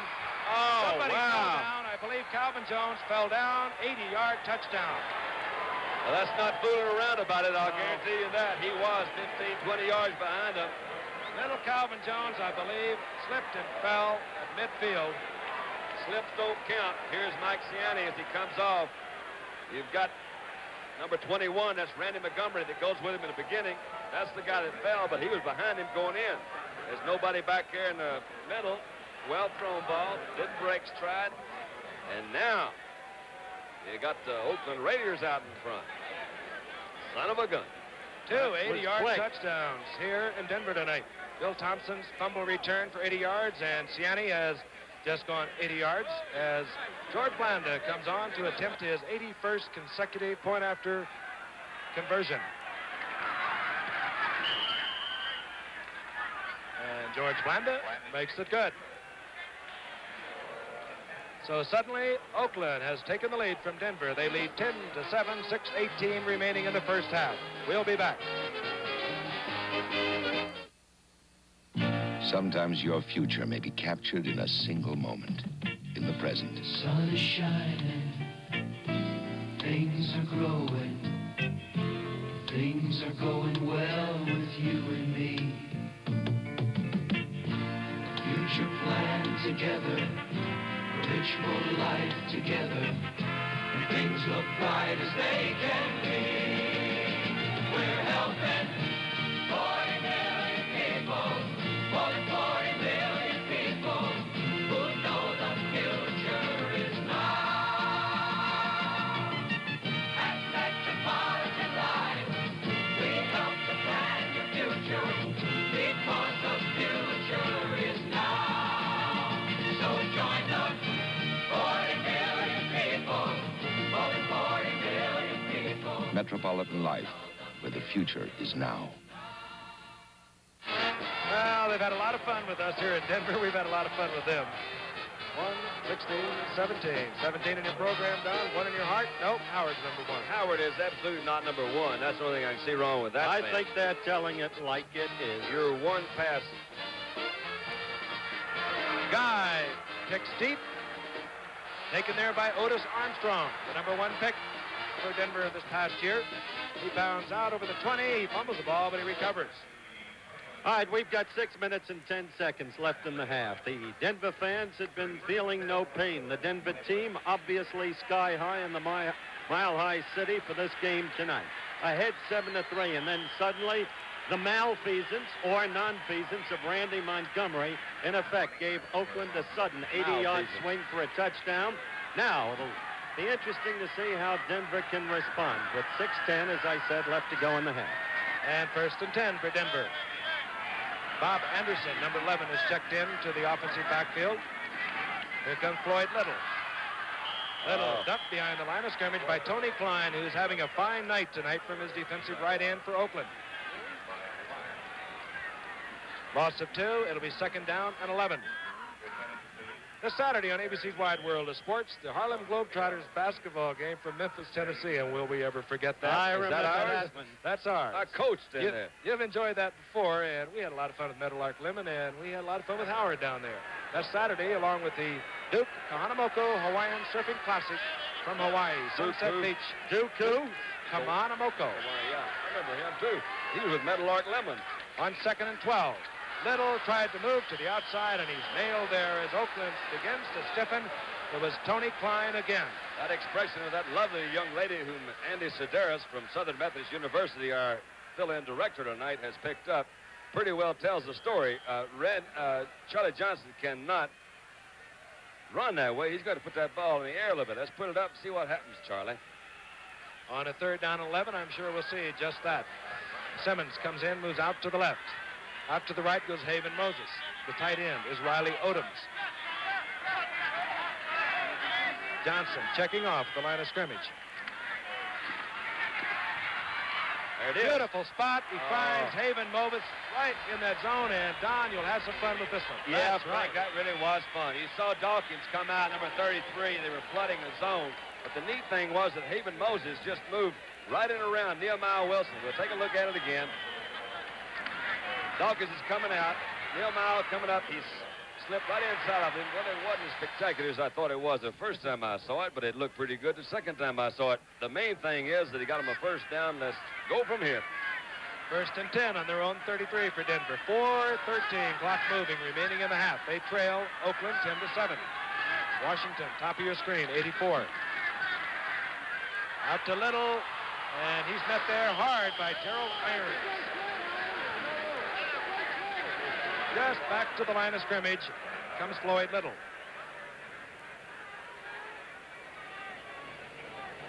Gerald Irons has made several good plays tonight. Let's watch him again from the right linebacker position. I guess he's the newest member of that linebacker corps. He's covering a lot of ground out there tonight. He's an excellent one-on-one tackler. Oakland has many of those. We talked about Tatum earlier. The same is true of Art Tom. And the same is true of Tony Klein, who, as Frank said, has been having an extremely good evening. All right, on 2nd down. Clock moving, 3:23. 2nd down, a long 9. Johnson having to get rid of it quickly, and Jack Tatum deflected it, and who came up with it? Irons, Gerald Irons. Irons. But there's a flag on the play. Let's see what it is. Gerald Irons is in a lot of places. He threw that one into a pretty good crowd that time, Frank. They had a lot of folks around there. I don't know what the penalty is going to be, but what it was, you called it. Tatum, it appeared to me, deflected the ball. Irons picked it up. And it also appears there might be a penalty against the Oakland Raiders, which would... it was clipping after the interception. Clipping after the interception. So it is Oakland's fault. Let's Jack take another look at this Tatum interception, see if we can figure this thing out. You folks at home there, help me. The ball's thrown, of course, by Johnson. That was Tatum that came across. Irons, it's amazing, man. I'm telling you. My peripheral vision is getting better. Your what? My peripheral vision is getting better. So Oakland with a 10-7 lead. 3:14 to work with. They have their 3 timeouts. They have the ball on Denver's 49-yard line. Here comes Charlie Smith. Smith gets about 3. It'll be 2nd down and 7. You look back on this game thus far as several matters of interest. First, it hasn't been a big running night for the man who gained more than 1,100 yards for the Raiders a year ago and is a truly great runner, number 44, Marv Hubbard. In fact, although they've nickel and dimed them, as you mentioned earlier, Frank, there hasn't even been that much running. Stabler has gone to the pass, and you had that one big play that swung the game around. And the dollar doesn't go as far as it used to. All right, 2nd down and 7 from their own 49. That travels Oakland. This is Marv Hubbard. Denver stacks it up pretty good, and he fights for about 3 strictly on his own. Paul Smith made the stop. Barney Chavis, number 79, also over there working. It'll be 3rd down and 4. The ball at the 48-yard line, 47-yard line of Denver. Clock moving. We're getting close to the 2-minute warning. And Kenny Stabler starts to walk towards the bench. He's going to let the clock run out to the 2-minute warning. So 2 80-yard touchdown plays, a couple of field goals. Oakland out in front 10-7.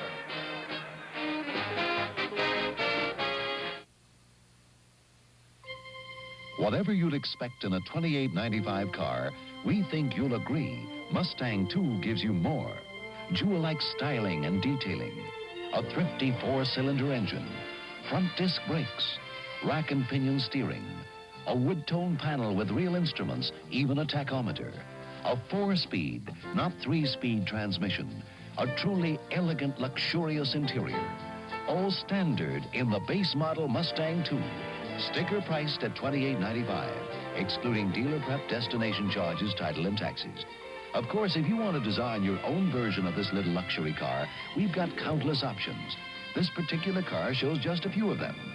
The all-new Mustang 2, almost 19 inches smaller than last year's Mustang, even smaller than the original one.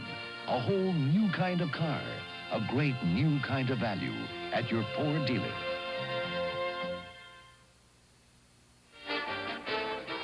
With 2 minutes remaining in the half from here in Denver, the Oakland Raiders lead the Denver Broncos 10-7. 3rd down and 3, the ball at the 47.5-yard line of Denver. Kenny Stabler has gone to the sidelines to discuss strategy with head coach John Madden. He has 3 timeouts to work with. Let's see what he comes up with. He has Pete Banaszak, who's a fine receiver, in the backfield, along with Charlie Smith. Going out to his favorite receiver, Fred Biletnikoff. And there's no way you're going to cover Biletnikoff one-on-one as the Denver Broncos were trying to do with Randy Montgomery. Smooth move. He went down about 15 as he made his break. He came back. We'll take a look at it here. In old Dallas Cowboy terminology, they call that an acute route. I never did understand why. I thought it was cute, but you saw Fred Biletnikoff run it well. He went down about 15, came back to about 12. The ball was there. 1st down. Let's go again. He gets the 1st down on the 41. This time Stabler dumps it off to Banaszak. And Banaszak dropped there by little Calvin Jones, number 26. He's very close to the 1st down. Biletnikoff now has caught 2 passes for 21. He needs 19 more yards to go over 6,000 yards. Stabler is using his ball club very well. He's got his team now in good, solid field goal position. Got 1:14 left. We've got the measurement right now for the 1st down. Number 40, Pete Banaszak, who just caught that pass, has been around for a lot of years. Characterized most often as a journeyman ball player, he's nonetheless the kind of fellow who can get you the yardage you need when you need it. Never spectacular, but solidly efficient, and makes very few, if any, mistakes. How about that one? They got that one very close to being right. If I've ever seen a mile-high mouth, wonder who they're talking about, Frank? No, they're talking about the old Anderoda. No.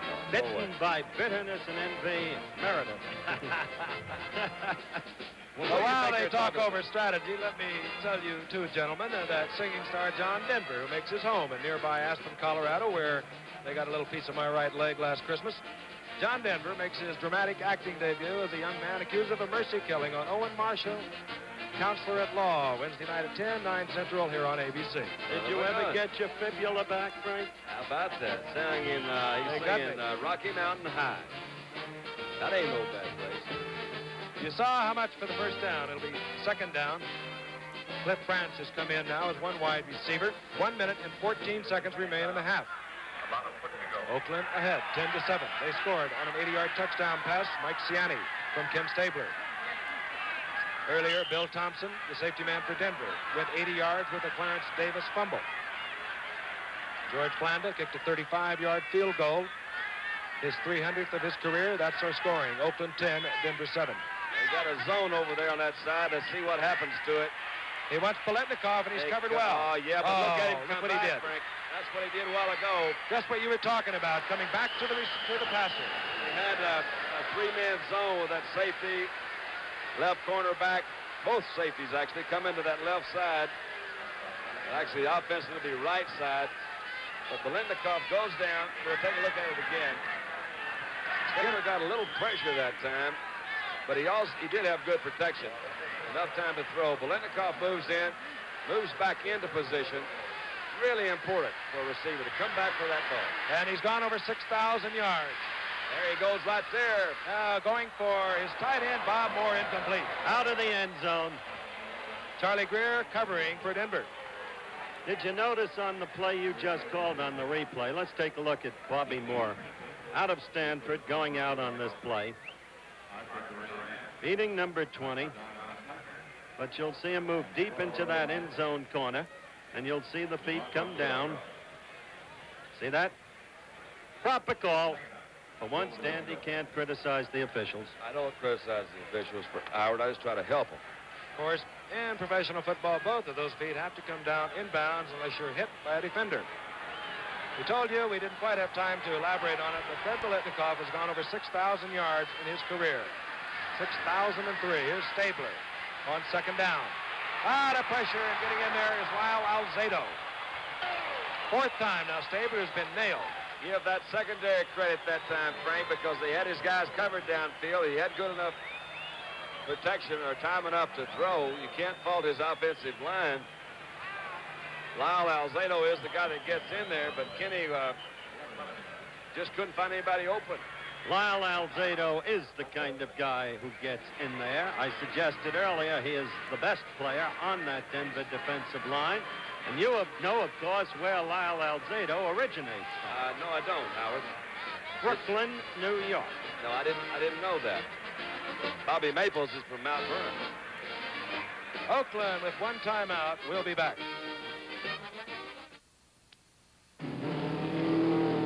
The pros who run on road race courses, on major drag strips, and at the Indy 500 run for all they're worth.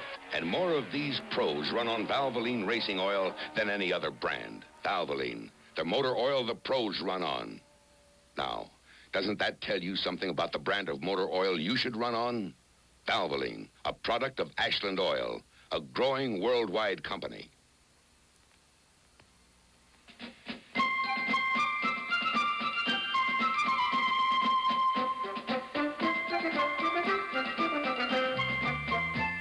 The House of Windsor invites you to try a better 15-cent cigar. Oh, go ahead. Try one.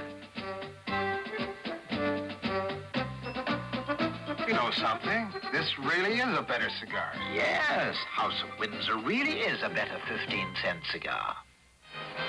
Third down for Oakland. 26 seconds remaining in the half. They lead Denver 10-7. They have the football on third down at the 21 of Denver. They have one timeout remaining. Stabler under pressure, and this I can't believe it. How can it happen? How can it happen? Randy Montgomery, who fell down against Mike Ciani, had that one go right through his hand. Paletnikov is all the way down to the 6-yard line. Frank, that really is. You gotta have a great deal. Yeah, because Randy's bit. Yeah, he really is. Let's take a look at it. Paletnikov actually fell down. He's going down. He has him pretty well covered. He comes up inside of him, and there the ball is. Went right through his hands, and Paletnikov caught it. But it's still fourth down, so George Blanda comes in. It's going to be field goal time. Well, he just fell down trying to make that cut to the outside. You know, one thing that could have been funny is Montgomery had a lot of running room. He could have moved that ball back down a long way. I presume would be trying to field goal. Blanda from the 13. That's field goal number 301 in his career. And he extends Oakland's lead to 13-7. Number 21, Randy Montgomery, has to be feeling all the pain that a man can feel. Not a pleasant evening for him. Well, I don't know whether it's all the pain a man can feel, but I imagine he's pretty upset about that. I would think. Blanda now with the 2 field goals.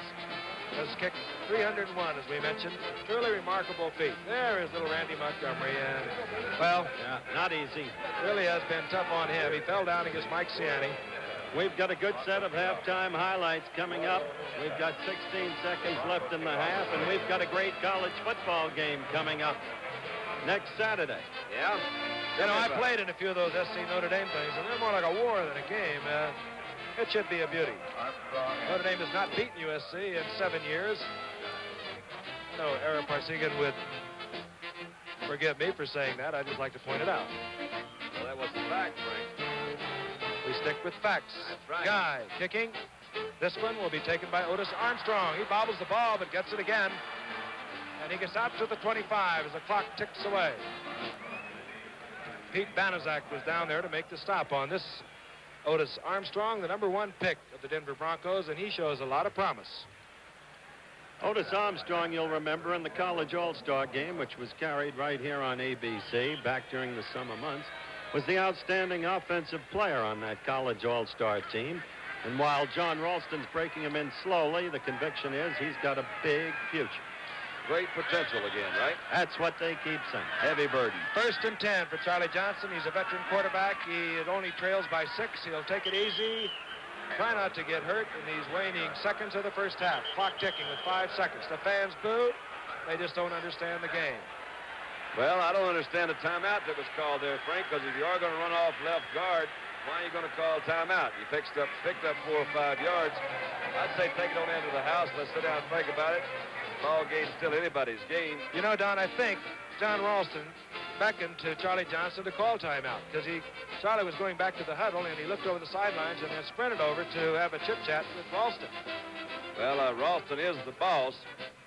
You know, it's an old cliche, says you may not agree with the boss, but he's still boss. Don't know whether that's going to hold up so much these days anymore. The boss has got to have something to say for his folks to listen to him. You keep that in mind. Yeah. Gain of 5 yards. It'll be 2nd down and 5. It'll be interesting to see what Charlie Johnson will do now. He's just chit-chatted with the coach. I'm sure Johnson would like to let the clock run out, not risk an interception. He only trails by 6 points, even though Oakland has dominated here in the 2nd quarter. Maybe he pointed that out to Coach John Ralston. Obviously, he didn't. Whoops. That's going to be an interception. That's what hurts. That's what Charlie Johnson did not want to happen. Yeah. Well, time runs out. And they're lucky it did. A return of 26 yards by Jack Tatum as the time runs out. Exciting football here in the Mile High City, Denver, Colorado. This man's been around. He knows what he's doing. 13 years, 10 of them at St. Louis, a couple with Houston, and now doing a fine job at Denver. We'll be back with a fine halftime show. Highlights from yesterday.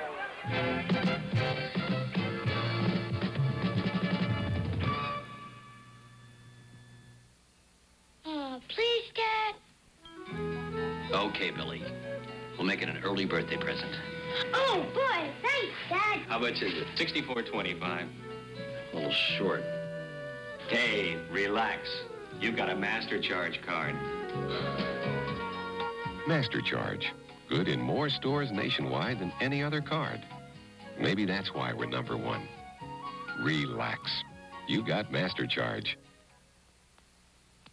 The Dalton Trail in the dead of winter. A lonely, treacherous run for the Sears steel-belted radial snow tire. A tire made to handle the steep climbs and slippery curves. To stop you, even in deep snow.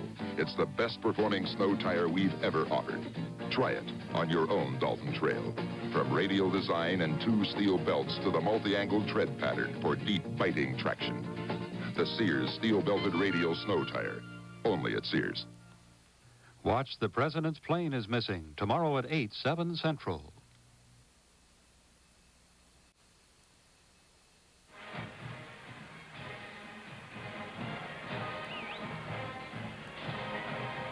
We're back live at Mile High Stadium in Denver, Colorado. Halftime, the Oakland Raiders with 13 points in the second quarter, leading the Denver Broncos in another crisp NFL game, 13-7.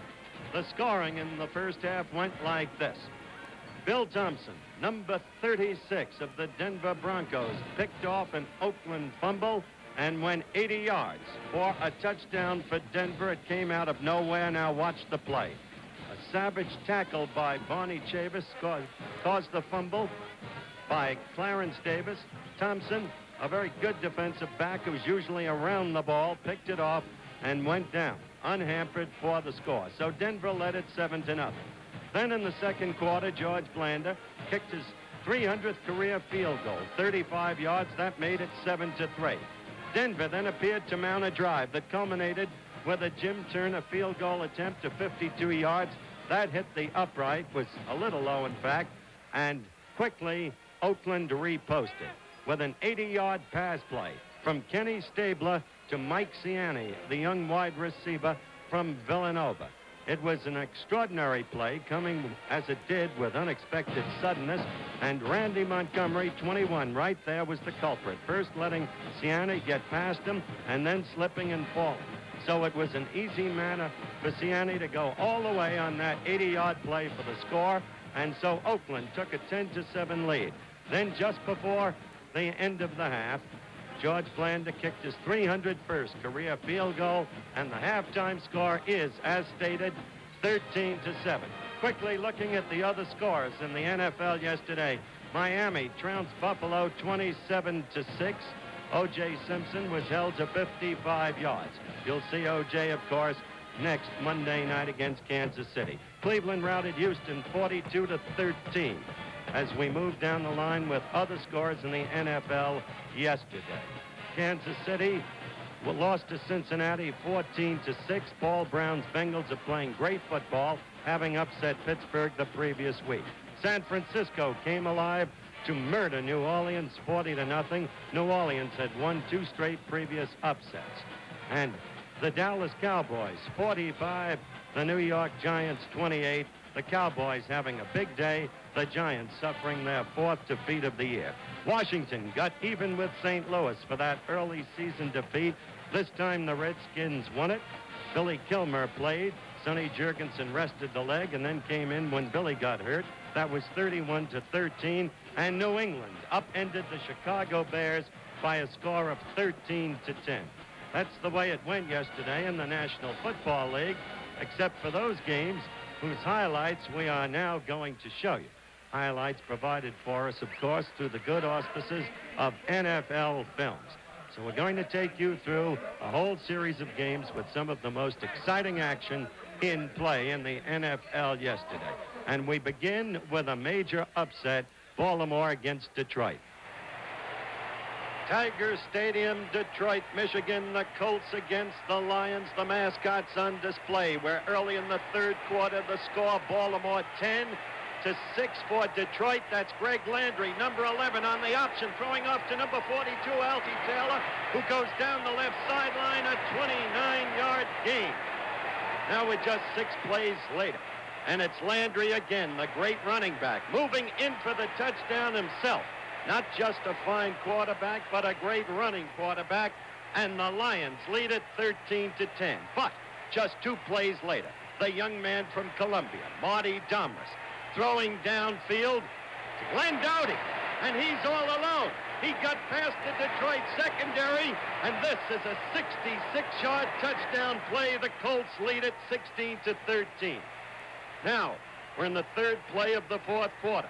And you're looking at Don McCauley, number 23, the young man from North Carolina, with a beautiful piece of running, go for a 14-yard touchdown. The Colts at this point take a 23-13 lead. Colts having tough times this year, but not on this day. We have only 41 seconds left in the game. The Colts are leading 29-20. A desperate Greg Landry is throwing again. And it's taken in by the great tight end, Charlie Sanders, number 88. Too little, too late. The Colts win it 29-27. This is San Diego Stadium. Norm Van Brocklin, coach of the Falcons.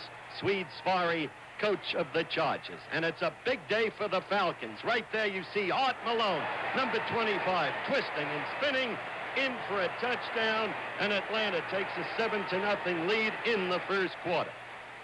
Now we're in the second quarter. And look at Dave Hampton go. Number 43, a brilliant running back, once with Green Bay, now pouring it on for the Falcons, and that touchdown makes it 17-0. This is young Dan Fouts, rookie quarterback for San Diego. And this is reflective of the kind of day he had. 1 of 4 interceptions. This one picked off by Roland Lawrence and returned, as you see downfield, 81 yards. Not a happy time at all for young Dan Fouts. But a great day for Bobby Lee, the new quarterback for Atlanta, in their sudden resurgence. Now Atlanta is leading 34-0.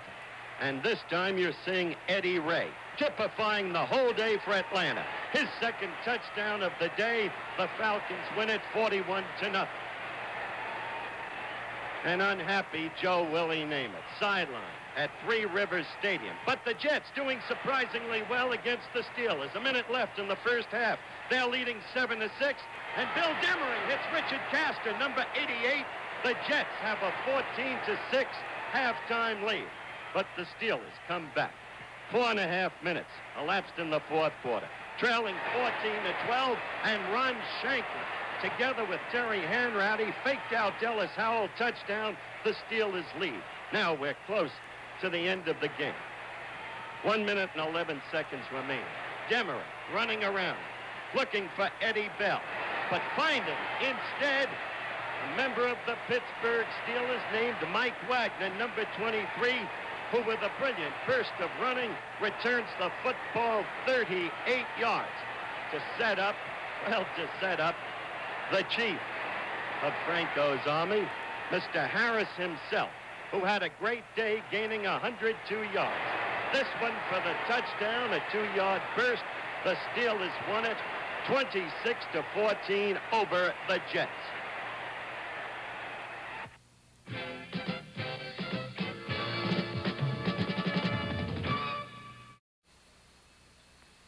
The bull, symbol of strength and confidence. Today, signature of a company, Merrill Lynch. Total assets, $3.6 billion. Net worth, $449 million. Securities held for customers, over $20 billion worth. Merrill Lynch, strong, solid, substantial, developing new investment ideas. Merrill Lynch, 29 ways to help you share in America's growth. You are about to get a bird's eye view of the difference between a one-blade shave on your left and a two-bladed Track-2 shave on your right.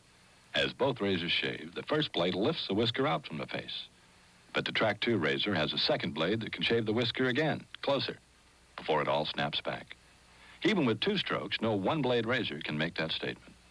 And the Track-2 is safer because the blades are recessed. The Gillette Track-2 razor, the first razor with 2 blades. Set your spirit free with the flair.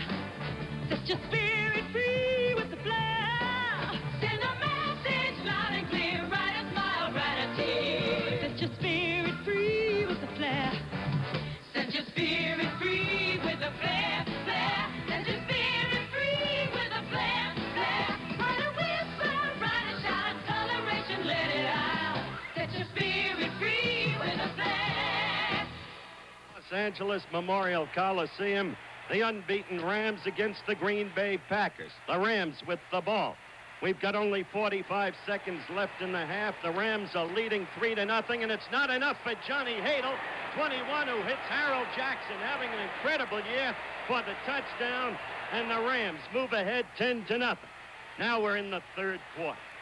And watch MacArthur Lane on the option pass play. Throwing to and hitting number 80, Barry Smith, the top draft choice from Florida State. And so the Pack tightens the game at 10-7. But on the fifth play of the fourth quarter, with the Rams now leading 13-7, let's have a look at Mr. Hadel. Down to John Snow. And it's just a foot short of the touchdown as Jack corrals the pigskin, number 84, the ever-dependable receiver. And that sets up a touchdown. And so the Rams are well ahead. 3 minutes and 52 seconds elapsed now in the fourth quarter, and the score 20-7. Scott Hunter trapped for a safety by number 89, Freddie Dreyer. That makes it 22-7 in favor of the Rams. Now it's 8.5 minutes gone in the final quarter, and Jimmy Delgado is the quarterback, and the tackler again is Freddie Dreyer. That's an NFL record, Freddie's second safety on the day, and so the Rams defeat the Pack 24-7. The Rams are unbeaten, 6 up, no defeats. Metropolitan Stadium, Bloomington, Minnesota. That's Fran Tarkenton, of course. Before him, it was his favorite receiver, Johnny Gilliam. And with 5.5 minutes gone in the first quarter, look at this double reverse. Gilliam winding up with the football, moving around the right side. And this young man has nothing but speed. He goes 44 yards. Touchdown. The Vikes take the lead over the Eagles 7-0. We move ahead. 2 minutes remaining in the first half. The Vikes leading 14-0. Roaming Gabriel. 50-yard touchdown pass to the angular Harold Carmichael. And just when there seems to be hope for the Eagles, the play is called back. A holding penalty. The marker speaks for itself. But Gabriel comes right back. He hands off to Poe James, 27. And it's a touchdown run, 12 yards. And the Vikings lead 14-7. Moving ahead to the third quarter. Fran Tarkenton. And you've got to know whom he's looking for. It's Johnny Gilliam. He's almost uncanny in the way he gets loose. That one's good for 42 yards. Now, with approximately 6 minutes gone in the third quarter, Tarkenton again. And, of course, to Johnny Gilliam. Touchdown, and the Vikings lead it 21-7. It's early in the fourth quarter. Now the score is 21-14 Vikes, but Chuck Foreman, the brilliant rookie from Miami of Florida, moves in for the touchdown, 28-14. We've got 4.5 minutes remaining in the game. Now look at Charlie Young, the great tight end, rookie from USC, running powerfully over people. Touchdown. The Eagles trailing 28-21. And that's the way the ball game ended up. The Vikes unbeaten 6-0. The signs are out at Denver, and the Denver fans have not given up a great deal of hope last week against Houston. At one point, near the midpoint of that game, they trailed 20-10. And right now, Oakland leads 13, Denver 7. ABC's NFL Monday Night Football, the Oakland Raiders versus the Denver Broncos, is being brought to you by Ford and your Ford dealers, to invite you to take a close look at the 1974 Ford cars and trucks. The closer you look, the better we look. And by Sears Tire and Auto Centers for die-hard batteries, Steady Riders, shock absorbers, and Sears steel-belted radial tires. And by the Gillette Company, makers of the Dry Look. #1 aerosol for men's hair. No wonder the wet-head is dead. We'll be ready for the second half kickoff between the Raiders and the Broncos, brought to you by ABC Sports, recognized around the world as the leader in sports television. Right now, this word from our local stations.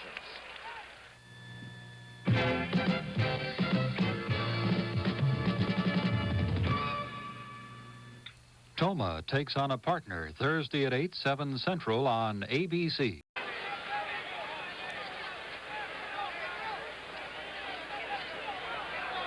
I don't care. He looks much better than that, Don. Yeah, I don't think Howard's quite that fat, but his mouth's bigger. Big Wally. That can only mean Wally Schwartz, president of ABC Television. That ought to secure your job for at least one more year, Howard. If it does, you've got a scoop.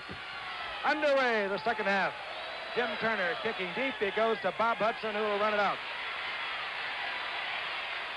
And Hudson nailed by Maurice Taylor, who got down there quickly. 19-yard return. So Oakland leading 13-7. Takes over 1st and 10. Kenny Stabler going all the way at quarterback. He's won the last 2 games for them. The setbacks will be number 23, Charlie Smith, number 44, Marv Hubbard. The wide receivers, number 25, Fred Biletnikoff, who's gone over 6,000 yards tonight, and Mike Siani, number 49.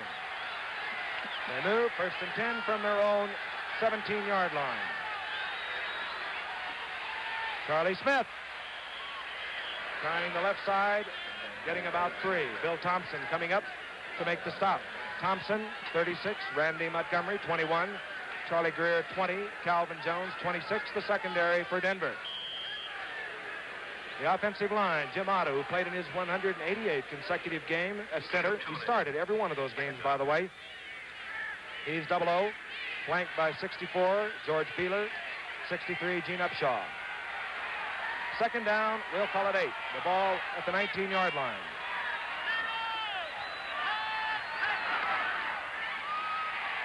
Getting the call, Charlie Smith. Maybe he got back to the line of scrimmage.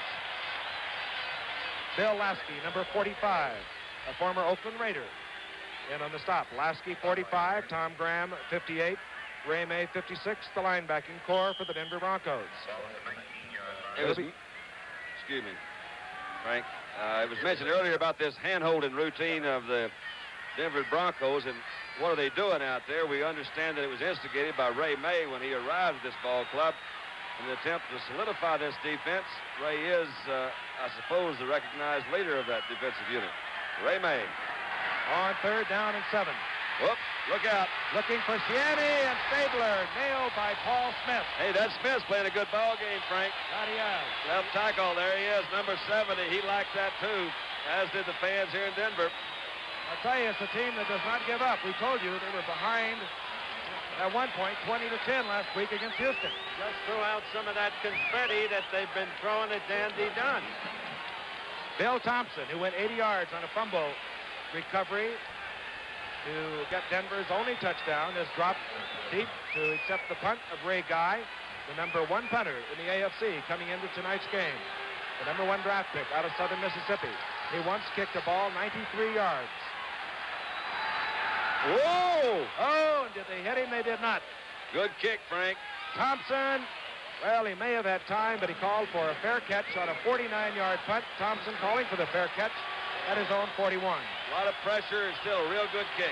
60 yards he kicked that ball. Offensively, now, as we look again at Guy, you'll see this pressure that Don mentioned a moment ago. He's in the end zone right from that goal line. He kicks it. You see they were very close to blocking that kick, and that ball comes out on Denver's 42. Let's round it off to 60. 1st and 10 for the Broncos. Charlie Johnson, the quarterback. He's number 12. 44, Floyd Little. Joe Dawkins, 33. 84, Gene Washington is in. And here comes Floyd Little. Little driving hard. He's over the 45 to the 47. Stopped by number 41, Phil Villapiano.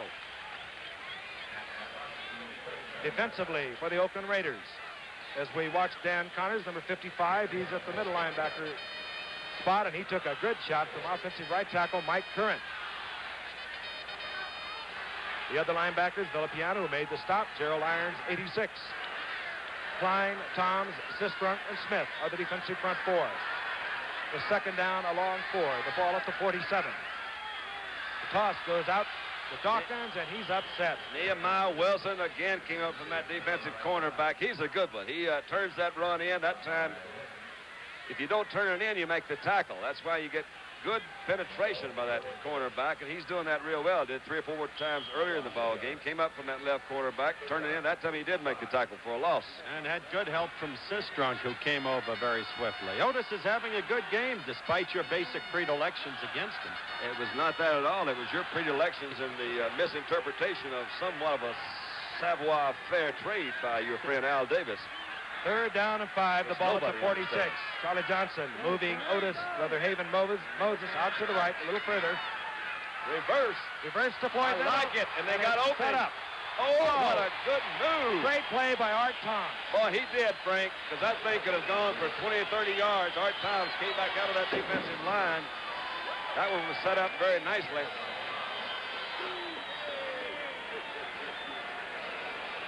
And look, Floyd Little on this play, Don, picked up his yardage to go over 5,000 yards. He's at 5,005, and he also got the first down. Floyd Little, who led all of the NFL in 1971 in rushing. Last year, another good year, 859 yards. And as we have talked about earlier, a very special young man. He spends most of his life working with kids here in Denver.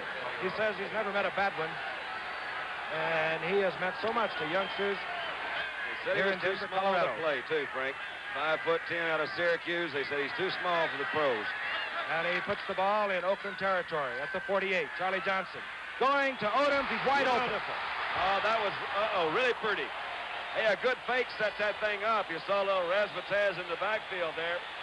That time he faked with Joe Dawkins coming across. I think it held those linebackers, enabled him to throw over them. And he found Riley Odoms wide open downfield. That's going to set him up in good position. Inside the 20 at the 19. And Riley Odoms has done a fine job replacing Billy Masters. Look at this Howard. fake here, Frank. You see Dawkins come across. Here's Klein, number 84. He's ready after Johnson, and he gives him a pretty good shot. But that ball was already gone, and he found Odoms behind those linebackers. First down now on the 19. Okay, Riley Odoms, who replaced Billy Masters. Ordinarily, the tight end for Denver, has done a good job for them in the last couple of games. Charlie Johnson's going to keep it in the air. He looks for Haven Moses. He's covered well by Nehemiah Wilson. That was a no chance. He Yeah, had him well covered. That. But I do like Riley Odoms, the #1 draft choice of the Denver Broncos a year ago out of the University of Houston. I had the feeling at the time he might have been the very best player in the draft a year ago. He's a big lad. He's an extraordinary athlete. Good speed. If there's a rap against him, he hasn't quite yet become the blocker they expected him to become. And, of course, playing the tight end position, blocking is the keynote ingredient. However, he has the capacity for getting free, as he did on that first down pass from Charlie Johnson. Frank?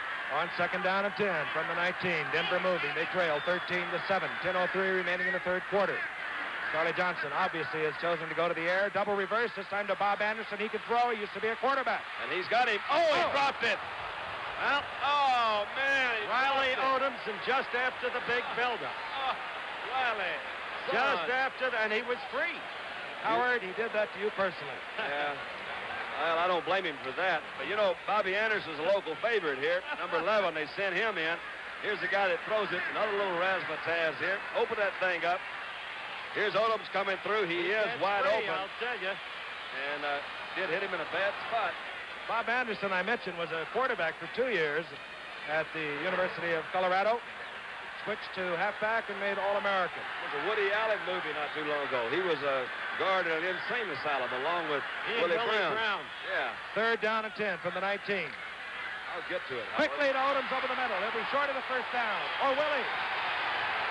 I don't know. It's a good effort to get that first down. I think he is going to be a little bit short, though, Frank. He had to get to the 9. One of the things that happened to Lou Saban here when he was the head coach was at a ball game against Miami. We'll take a look at it on replay, see what happens. But they had a tie ball game. These Denver fans, they come out here, they support them, as we've mentioned all along. They want a winner. In the latter part of the ball game, this thing was tied up. Saban decided to go for a tie. His quote after the game was, I'd rather have half a loaf than no loaf at all. They have some very avid fans in the left south end of this thing. They throw a half a loaf out there. I wouldn't be surprised if they go for a first down. Let's see what they're going to do. That's exactly what they're going to do. Charlie Johnson came over and said to John Ralston, we have this much to go. He held up his hands. That's right. And John Ralston said, go get it. I like it. I like Ralston as a coach. I like it. Two consecutive Rose Bowl upsets, you'll remember, over Michigan and Ohio State with Stanford. I'd forgotten that, and I'm glad you brought it out. Fourth down. Might be the big play of the season for the Denver Broncos. It's up amongst them. Little. Oh, boy. Big hole. Right behind Mike Curran. You folks at home got to admit that this Denver Broncos team, which you haven't seen that often on a full television network, has a versatile offense. They've got a lot of plays. They're intelligently directed. There you're looking at that plunge again through the big hole created by Mike Curran, as described by Frank Gifford, who now resumes with the action. And first down and goal. The ball's at the 7. I like this man, Charlie Johnson. He has been some kind of player for many years. Little. Oh, banging all the way to the 2. Tatum made the stop. He runs that slant beautifully, Don. Runs it beautifully. Yeah. Loads out of it. Had some good help that time from his offensive line, too, because that whole group, the right guard, Tommy Lyons, was in there, and he opened that thing up to good shape for him. And, of course, you do have Bobby Maples at center. Boy, they're going crazy here in Denver. That's not a bad place to go crazy if you got to go. Just inside the 2-yard line. Second down. Yep, confetti is being poured down on the stadium. Charlie calls for quiet. He gets it from the partisan crowd. Little again, this time. Maybe to the 1. A flag goes down at the line of scrimmage. Against Oakland, I believe. Yeah, that's going to help. I don't know. You never do know what the offensive game plan is particularly, but Bubba Smith, number 77, a guy we haven't talked about much tonight. You see him there on the ground. He is the defensive left end for the Oakland Raiders. Bubba, I don't think there's any question about his potential or his ability as a football player. He has suffered a knee injury last year, kind of a freak injury. A lot of people feel that he has not been as effective this year as he has been in the past. Maybe he is a little slow coming off that knee, but I'll say this, when he's well, there's nobody better. Maybe he is still a little bit hobbled. All right. The penalty declined naturally by Denver. The penalty, a 5-yard penalty, was half the distance to the goal. The ball is marked inside the 1. The down remains the same. Or rather, they took the penalty. The down remains the same.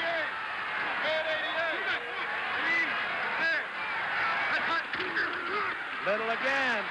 Another flag. Another flag. Well, he was offside against Oakland again. A touchdown for Denver. Oakland again offside. Little scores. Denver is a conversion away from going out in front of Oakland. Super flight as the signs go up and the faces of the fans speak for themselves, and there's the confetti we've been talking about. This town has really welcomed Monday Night Football. This team is fired up. They're a long way from winning this football game. Oakland notoriously is an exceptional second-half team, particularly last quarter team. But they're giving us some football game in Denver tonight. And that super block you saw by number 60 was Paul Howard, clearing the way for Floyd Little. Jim Turner on for the conversion. The go-ahead point. Wait a minute. It did just bounce over. Good. Wow, his 191 in a row, Giff. His 191st consecutive conversion, and it just about did not make it. Denver has gone out in front of Oakland 14-13. They call time Tribble, listen. Oh, hi, Mr. Dunny. Like my new sweetheart? GE Portacolor TV. What a buy. And it's 80% brighter this year. How? They improve what they call the inline picture tube. Right, pal? This baby's one great performer. And for under $225, GE means value for your money. General Electric Television, the great entertainer. Once I hurt my knee trying to make a tackle that a lot of people thought I shouldn't have been trying to make. Well, let me tell you, if you put that uniform on, you're supposed to be a football player, and you've got to be ready to go all the way. That's just the way I am. I guess that's why I use Brute. I like the smell. I like the way it works, the way it lasts. Brute by Fabergé. After the game, after anything, Brute goes all the way. If you're not going to go all the way, man, I mean, why go at all? Signs all over the Mile High Stadium. We've just been informed that Phil Villapiano was the man who was offsides on both of those plays. Not that it seemed to make a whole lot of difference. He is aggressive. Clarence Davis on your left. Number 28 on your right, Bob Hudson. Clarence Davis came into this game leading the American Football Conference in kickoff returns with a 31.6 average. Young man from USC can really fly. Notre Dame and USC, of course, coming up Saturday. This will be Hudson. They don't like to kick it to Davis. Hudson out over the 20 to the 21. Nailed there by Jim O'Malley. There he is, our little man, and he is some kind of football player, and as we have been talking all night, some kind of person. He had a pretty good quote, Frank. He was talking about being so bow-legged and 5'10". He says, there's a reason for everything. So if you straighten him out, I'd be 6'3", they make me play tight end. All right, Oakland takes over. They trail now, shockingly probably for them, 14 to 13. These two teams split last year. Oakland won here, Denver won in Oakland. Oakland will move from their own 21-yard line. This is Stabler. Gets a good block. Protection. Gets it off to Biletnikoff. Well, Biletnikoff has the first down to the 35. He did the same thing again, Frank. Stabler was pretty well pressured. He says, Arrow, my back's pinching. He got a pretty good lick, but again, Biletnikoff went downfield. When you turn back in, when you work on these pass patterns for timing, you expect that ball just as you turn in. If it's not there, again, the really good receivers start moving back in toward that quarterback to cut down the distance that he has to throw. He did the same thing that time, picked up a first down. Biletnikoff now 5 receptions, 73 yards. First and 10 Oakland. They move from their own 35. Marv Hubbard, he bobbles the ball. What's happened to it? I don't know. It's Denver. And the orange-clad crowd of Denver goes wild. Marv Hubbard never had control. And he really got popped. And Denver takes over. Good field position. They'll be on the 43-yard line of Oakland. And Don, as you like to say, momentum. Momentum is a fickle friend of ours. Let's look at it. Looks to me to be a pretty clear handoff for some reason right there. Chavis, I believe, was the man who... I don't know what it is. Maybe Ray May, number 56, stuck a hand in there, Frank, but for some reason the ball popped up. Hubbard can't get control. Let's see if we can see who picks it up, and by golly, I can't. But I know Denver's got it. And they have it on the 43.5-yard line of Oakland. They lead 14 to 13. Floyd Little. And the little man gets about 4, moving inside the 40-yard line. Boy, does he accelerate quickly. I think it was Chavis who wound up with that fumble, Don. But your momentum has sure switched. That was a critical play from the Denver point of view because Oakland wanted desperately to mount a drive and quickly recapture the lead. Again, you see Little following Laren Jackson there, who's doing a heck of a job at that left guard. These guys are running that ball pretty well tonight. That he is. He just came back last week from an knee injury. He's doing a fine job leading Floyd Little tonight. Second down of 6. The ball just inside the 40. 6:16 remaining in the third quarter. Little tripped up. Gets about a yard. So Charlie Johnson will be looking over a passing situation. There's a man, Barney Chavis, played good football tonight. He probably helped jar that ball loose with Ray May a moment ago, and then he recovered it. On that last play, you saw another inside handoff, and it appeared to me that Otis Sistrunk, number 60, pretty well worked over Tommy Lyons, number 61, because he met him. There was no movement. Lyons and Sistrunk were kind of in the way, so it stopped it for no gain. Good defensive play by Sistrunk. On third down and 5, the passing down out to the right is Simmons, number 80, 25, Haven Moses in the slot. Little gets the call, and out in front of it again is Jackson. Good block by Laren, and Gerald Irons forcing Floyd Little out, I believe, short of the first down. And as Jack Parr would put it, here's one of Howard's close friends, Jim Turner, who now comes onto the field. Jimmy can make this one. It's not going to be too far for him. You didn't have dinner with him last night, though, did you? No. Unfortunately, I was saddled with you. At least prior to dinner. You were not saddled with me. Prior to dinner. Made it a great point to lose you last night. Can we pause right now for 5 seconds? This program is being brought to you as a special exclusive of ABC Sports. Let's pause those 5 seconds to allow our local stations to identify themselves.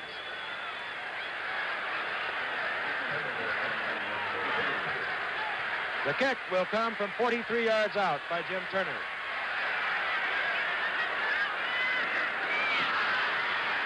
Plenty of distance.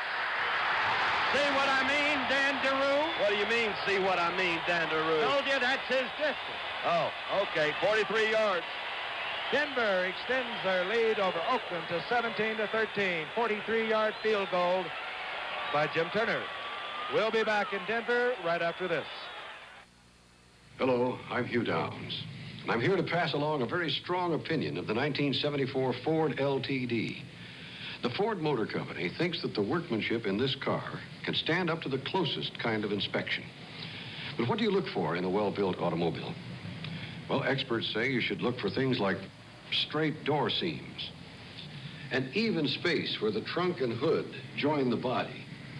Now, those are just two of the many inspections outlined in this booklet that tells you what to look for in a well-made car. And you can pick up a copy now at your Ford dealer.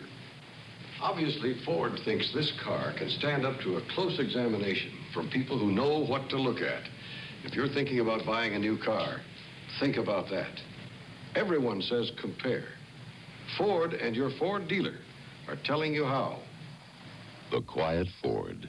The closer you look, the better we look.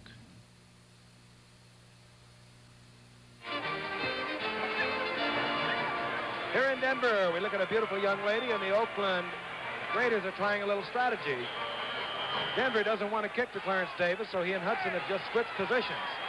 And this time, Davis is on the left. He gets the ball. A flag goes down. I think somebody popped the kicker. And Clarence Davis goes down at the 17, but again, a flag is down. Way back upfield. I think somebody might have unloaded on Jim Turner. I don't know, but a flag is down. Might have been offsides, too, Frank. That thing is back over there. I see Turner coming back up. It appears that, at least by Turner's actions, that his club was offside. But we'll wait and see. Oakland. Now the debate goes on down the field. We'll wait to get the official call. Offsides. Decline. Must have been by And Oakland. the reason it was declined, of course, it was good coverage by the special team. They have Oakland all the way down on the 18-yard line.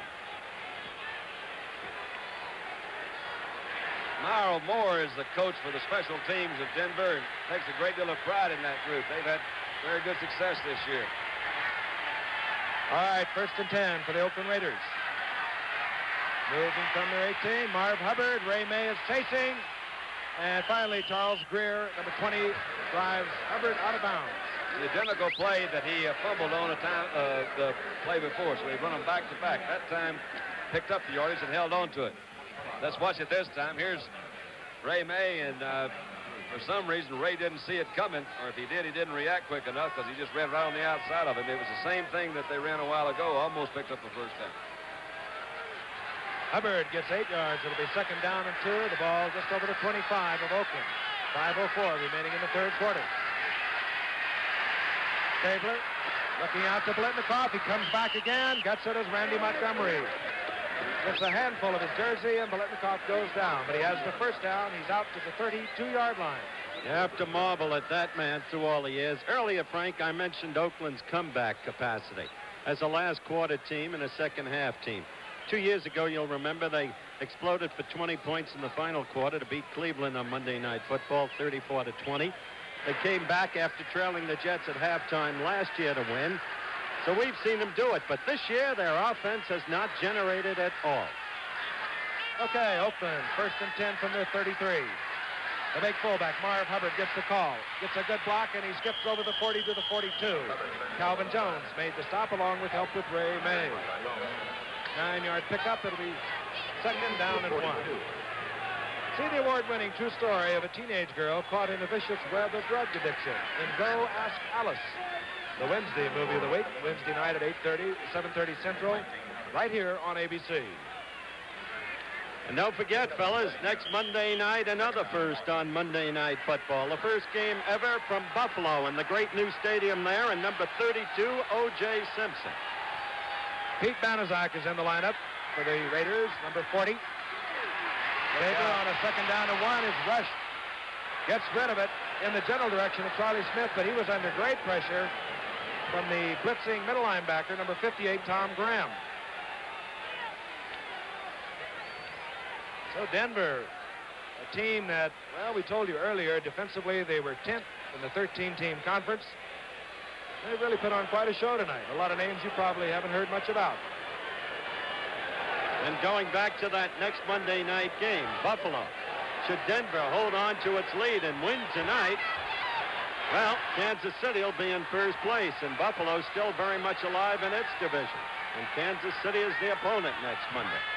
3rd down and 1. Hubbard gets the call. He gets the first down, and he drags the tackler to midfield. Number 20, Charlie Greer, coming up to make the stop. And now again, Oakland maintaining their poise, doing what they do so well. Ball resting just short of midfield. Oakland now relying on their ball control.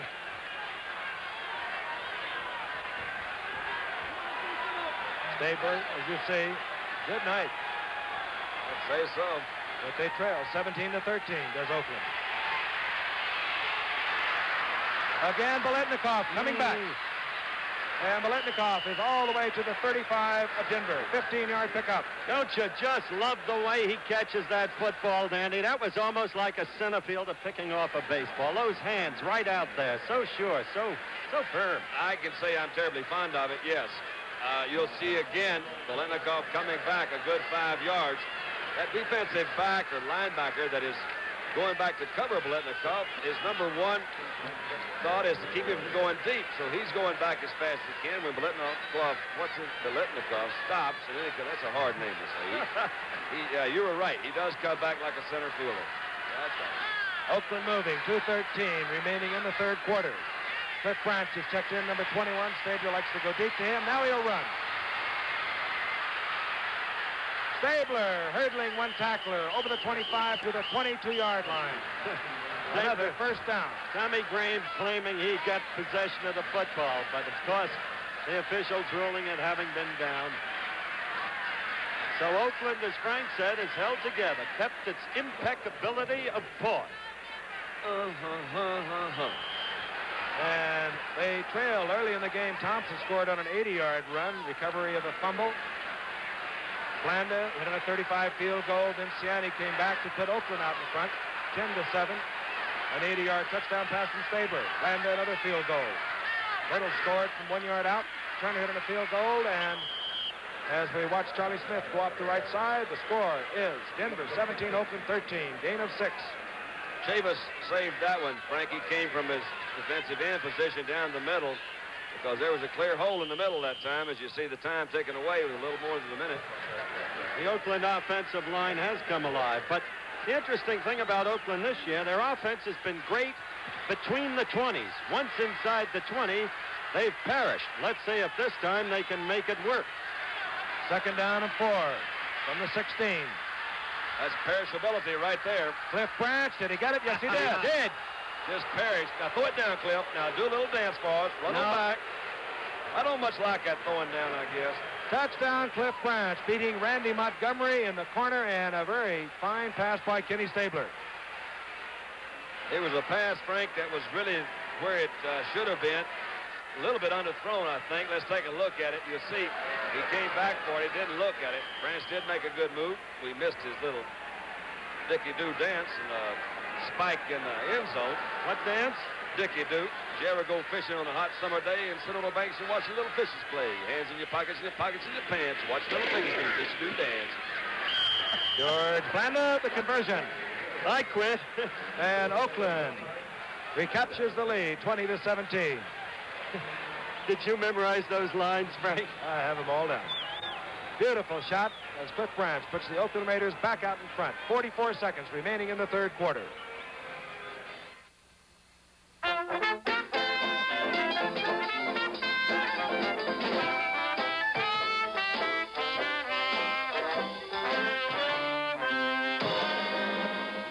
If you've left your lights on for hours on end, there's a battery that's music to your ears. The Sears Die-Hard, with extra power to start your car when most batteries won't. Sold only at Sears. What What should shock absorbers do? Absorb shocks. That's why we put Sears Steady Riders on these stunt cars. They're the shocks built for comfort, control, and a steady ride on any road in any weather. Ask Joey Chitwood. Steady Rider? They named it right. The Steady Rider. Sold only at Sears.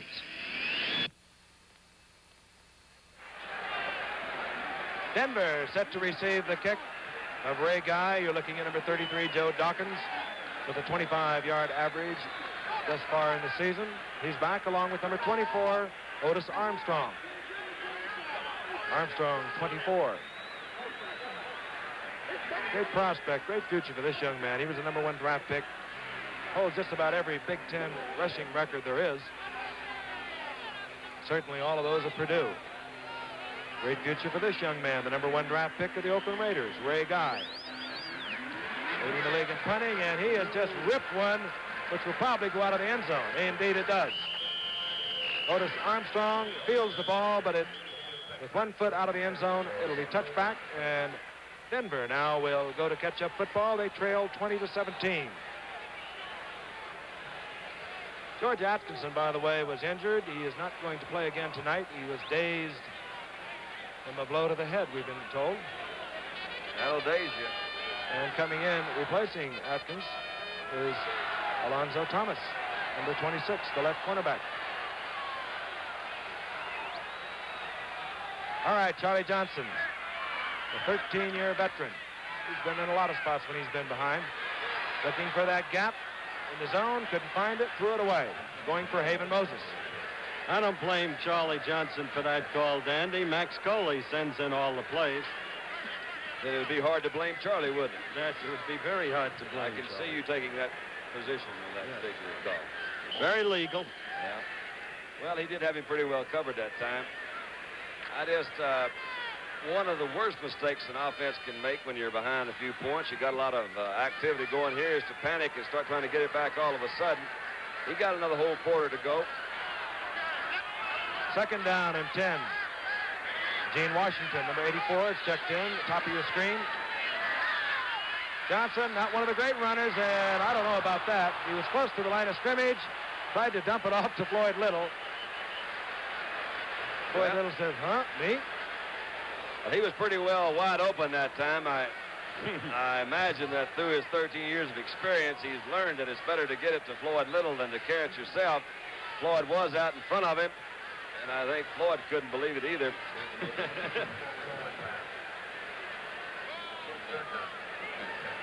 Ruled, incomplete forward pass. It'll be 3rd down and 10.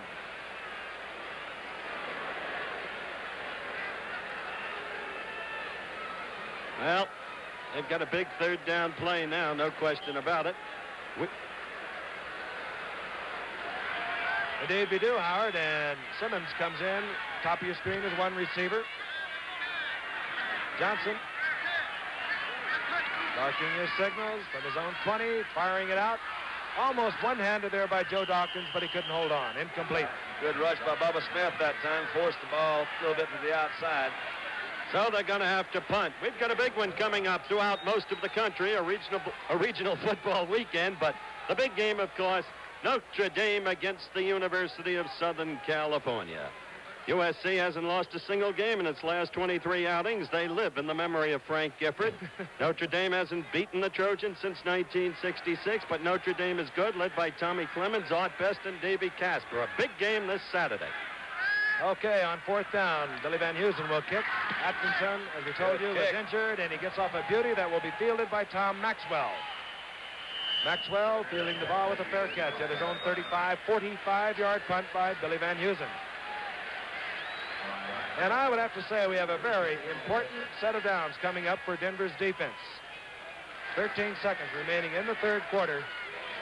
And the Denver defense is going to have to shut off those 5 and 6 and 8-yard pickups by the Oakland offense. Well, what happened on that last touchdown drive by Oakland was that the Oakland offensive line came alive. They gave Stabler superb protection for his passes and opened up the holes for those short ones. Hubbard, and the big fullback pounds out over the 40 to the 42. 7-yard pickup. Just like that, cleaned out by Jim Otto and by that whole front offensive line. The likes of Upshaw, 63, and Beal is 64, and 78. Art Shell as the quarter ends. You're watching another exclusive of ABC Sports, recognized around the world as the leader in sports television. That's the end of the third quarter with the score, Oakland 20, Denver 17. We'll return after this word from our stations.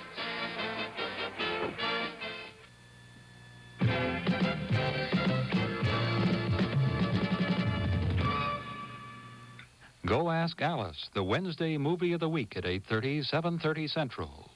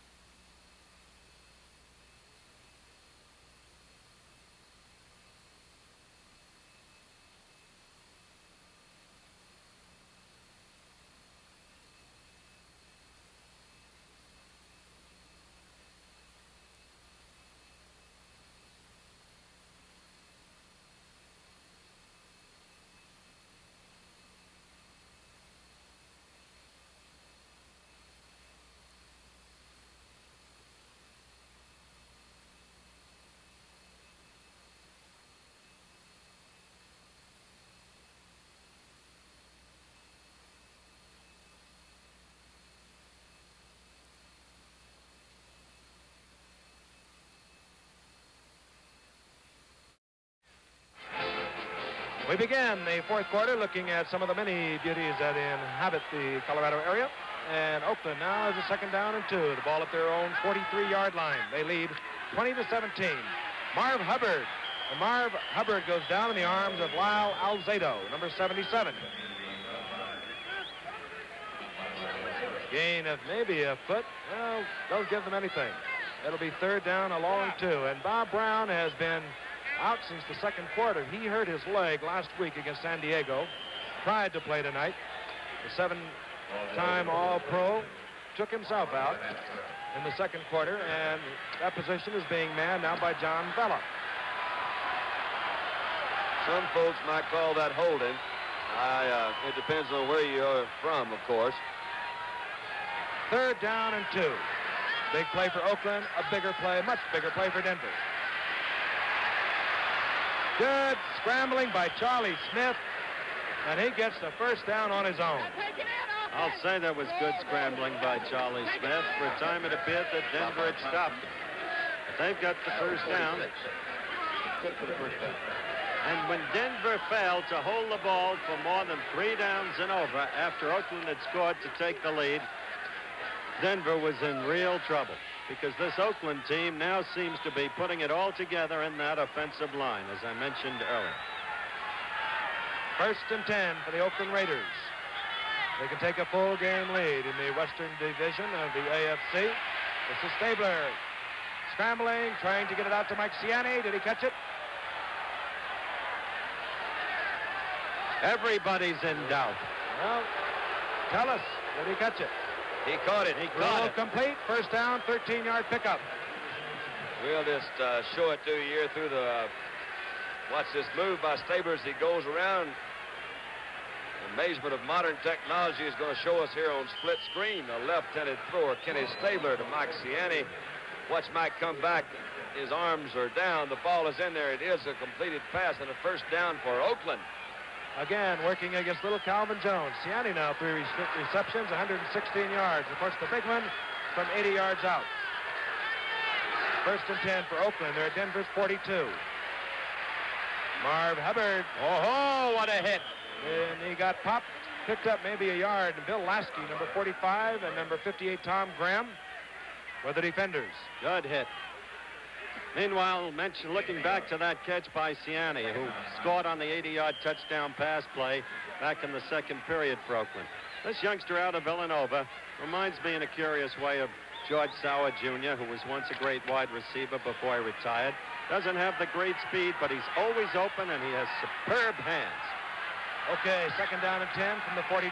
Cliff Branch is in, number 21, and Stabler is in a lot of trouble. He dumped it off in the general area of Bob Moore. That was Paul Smith, number 70, that was back there again. Frank, he's dumped Stabler 5 times tonight. A week ago against Houston, he was 5 or 6 dumps again against Pastorini and Lynn Dickey. So this Paul Smith is coming of age, if that's one way to put it. He's put a lot of pressure on the passer tonight anyway. And Denver is not giving up. They trail by 3, 12:04 remaining in the game. And now Kenny Stabler is in a tough spot. 3rd down, just a little less than 10 to go. He puts Cliff Branch out to the left, Biletnikoff out to the right. Humble has got it. If nothing else, it's going to be a 4th down. Oakland, they recovered. Charlie Smith, I believe, recovered the fumble. Attempted draw play, Frank. It was not a good exchange. Stabler missed.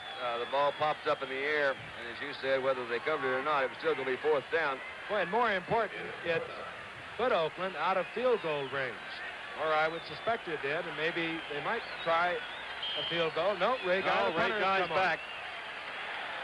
I'd like to see him kick for the coffin corner. They don't do that too much anymore, and I don't really understand why. Ray Guy, the leading punter in the American Football Conference. And he kicked one up into the altitude. Ooh. High kick taken there, fair caught by Bill Thompson. 33 yards, but a beautiful punt, just what he wanted. Absolutely right, Frank. Same thing as kicking it off to the corner. Denver takes over, 11:17 remaining. Injector shavers. Now your injector razor can give you a twin blade shave. Because now there's a Track 2 blade that fits injector razors. Track 2 twin injector blades. As the first edge shaves, it lifts the whisker so the second edge can shave it again. With closeness and safety never possible from injector shaving until Track 2 twin injector blades. New from Gillette. For the best injector shave of your life.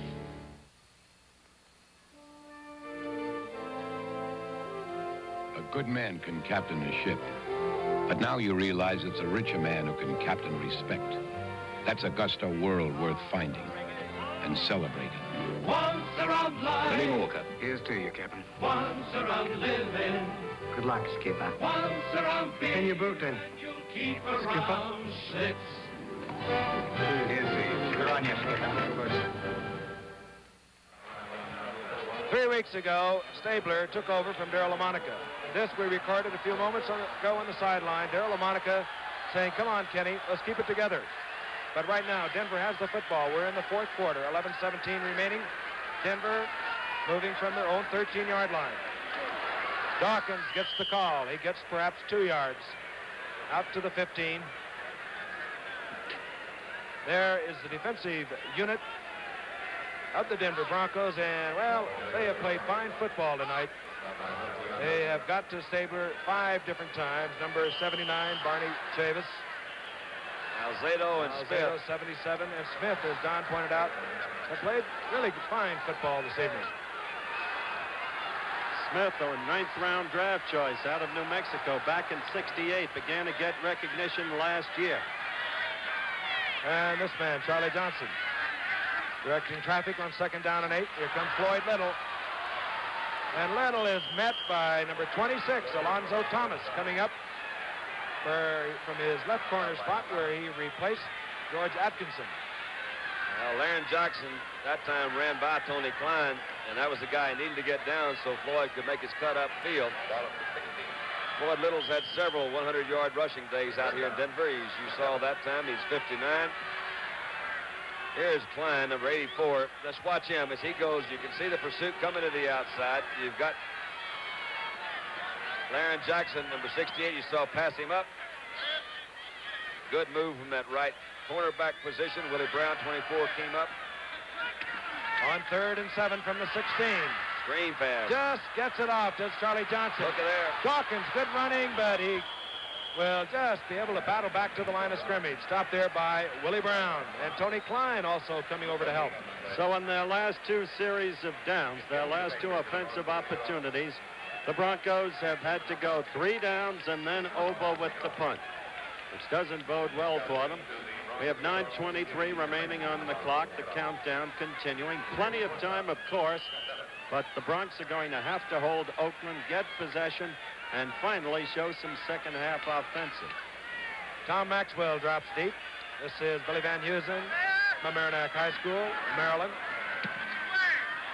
And he gets off a pretty good kick. Tom Maxwell drops the ball. That's the break they needed. Recovering, Ken Kreider. Ken Kreider getting down to make the recovery. All right, there's that difference between a muff and a fumble, and Frank, you do that better than Howard or I, so go to it. Well, you just cannot advance it. As simple as that. He did not have possession of the ball. Is that right, Frank? That is right. Help me out. All right, let's watch it. Let's see if he did. The ball's coming down. Flip, flump, whoop. Nope, I believe he didn't. So therefore, you cannot advance that one, and that is. Well, they got possession very, very quickly, much more quickly than they or anyone else expected. Now they've got their shot. Biggest offensive play they had the second half. 8 minutes and 57 seconds remaining in the game, and Denver trailing 20-17. Floyd Little, and he runs into the big arms of Art Toms. Just maybe a couple of yards, and the crowd, I believe, would like to see Charlie Johnson put it in the air. But he knows what he's doing. He has got to maintain some stability by that front four of Oakland. And if he starts just throwing it on every play, well, they're going to run all over the place, as you well know, Don, and you just cannot get the protection you need. Kreider, who just made that very timely recovery.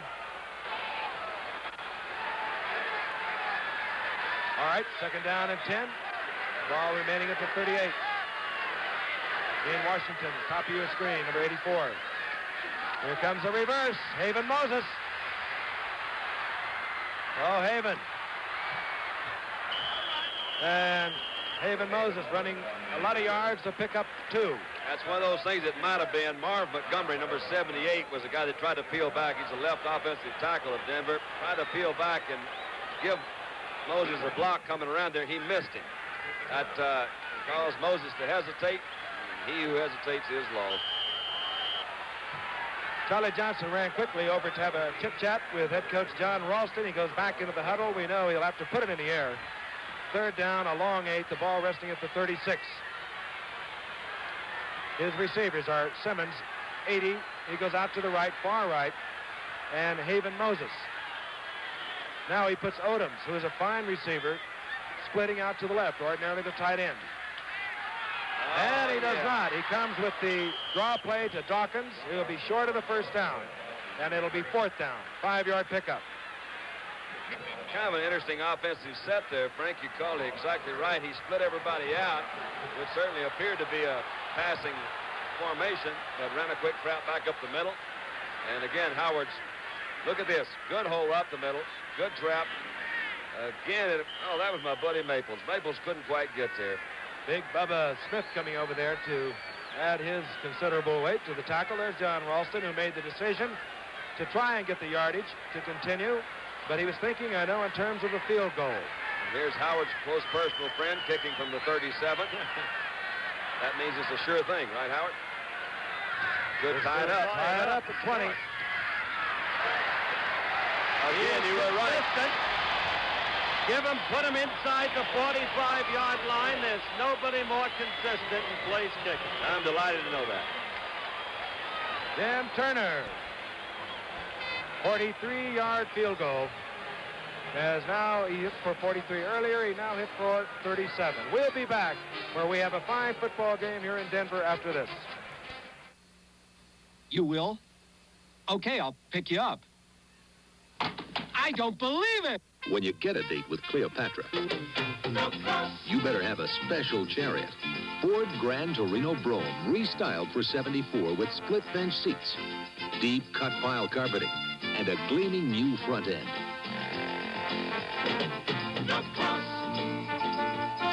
This Torino's got spirit, looks, and it's built solid. What more could you want? You've got a solid car. Ford Torino is a solid car. Riding down the road in style, smooth and quiet by the mile. The solid mid-size Ford Torino at your Ford dealers. The closer you look, the better we look. Bob Hudson has dropped deep to take the kickoff at Jim Turner. He and Clarence Davis, who is also back there with him, have changed from time to time. Now watch them do this quickly. Now they hope that Jim Turner, as he walked back away from the ball, didn't see them change and will not see that Davis is on the left, because Turner would like to kick away from Davis. So what does he do? He just kicks the thing to the back of the end zone. So Bob Hudson touches it down. Oakland takes over, 1st and 10. 6:16 remaining in the game, is tied at 20. There was another rap against Jim Turner when he was with the Jets. Held against him by the head coach. They said he couldn't kick off long enough. The other team was getting too good field position returning his kickoffs. So they got Bobby Halfield in the trade with Denver. And Jim Turner is really kicking. Maybe it's the air that's giving Jim more distance on the kickoffs, the light air here. Now we're being held up by a couple of rather inconsiderate fans who ran out of the football field.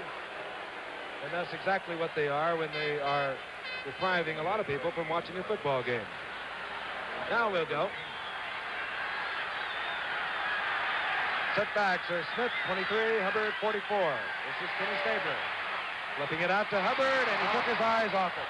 He sure did. He was looking downfield and let the ball go right away. And he did have some short yardage at the very least in front of him, John.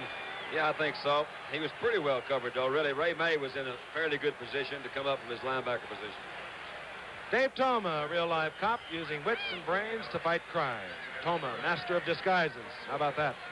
Tony Masanti stars as Toma Thursday night at 8, 7 Central, right here on ABC. Out of sight. 2nd down and 10. Ball at the 20. 6:11 remaining in the game. Look out.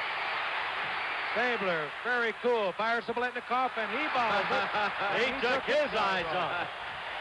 Look, and he knows it. He's not happy with himself. Yeah, it does happen. And I really don't blame him. He's made some great catches. It was really kind of interesting because, again, we had Paul Smith come in. He gave Stabler a pretty good scare when he went by. We're going to see Biletnikoff isolated here. Let's see what happens. The ball is thrown a little bit late. He's standing there on the sideline. He just didn't quite get a handle on it. He's had some kind of night. He's caught 7 already for 96 yards. And chances are Kenny Stabler will come back to Biletnikoff because that's where they've been working against Randy Montgomery all night. 3rd down and 10 from the 20. Stabler running for his life. Lyle Alzado takes Stabler out of bounds. He'll be short of the 1st down. And Denver is going to get the football back. And they may get it back with pretty good field position. I was getting ready to take a look at George Blanda because that's what Oakland would have wanted to do, get down to where they could let George do it. But now, the clock below the 6-minute mark at 5:57 remaining in the game. Denver's going to want to get down to where Jim Turner can do it if they can't put the ball in for the touchdown. All right, on to do the punting is Jim Turner. Charlie Greer, number 20, is dropped deep, along with number 36, Bill Thompson. This is Guy. And this time, Thompson did not call for the fair catch. 42-yard punt, a return of 8 yards, and Denver, good field position. They'll move from their own 38. We'll be back where the stadium is rocking here in Denver. Hey, ever wonder if your money was safer in a commercial bank or in a savings and loan?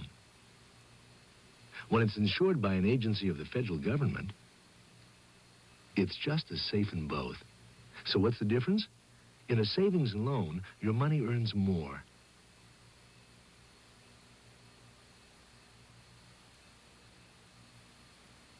Your savings and loan wants you to know how money works. Now, in the Zenith tradition of dependability and picture excellence comes a whole new television system. New Zenith solid-state Chromacolor 2 with a more powerful solid-state chassis, a unique voltage regulator to protect components, and an advanced Chromacolor picture tube. You get Zenith dependability and Zenith's best color picture yet. New Zenith solid-state Chromacolor 2. At Zenith, the quality goes in before the name goes on.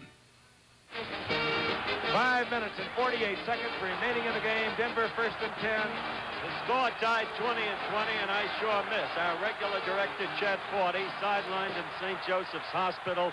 Chet, I know you'll be back with us next week. Yeah, We're grateful that young Sedaris is with us, though. I'm looking forward to Chet coming back. Actually, there's been several reports of attempted hijacks by stewardesses all over the country trying to get here to see Chet. Okay, Dawkins pounds up the middle. He gets maybe 2 or 3 yards. Hit there by Gerald Irons. You have any comment on Meredith's last remark, Frank? I didn't even hear it. Gets very busy over on this side of the booth. Andy Sedaris is here, and he's just informed me that SMU won once again. You realize we have 3 SMU folks on this telecast tonight? Bobby Goodrich, Andy Sedaris, and Andy Don Merritt. Jeff and Hazel's baby boy. Second down and 8. The ball at the 41 of the Denver Broncos.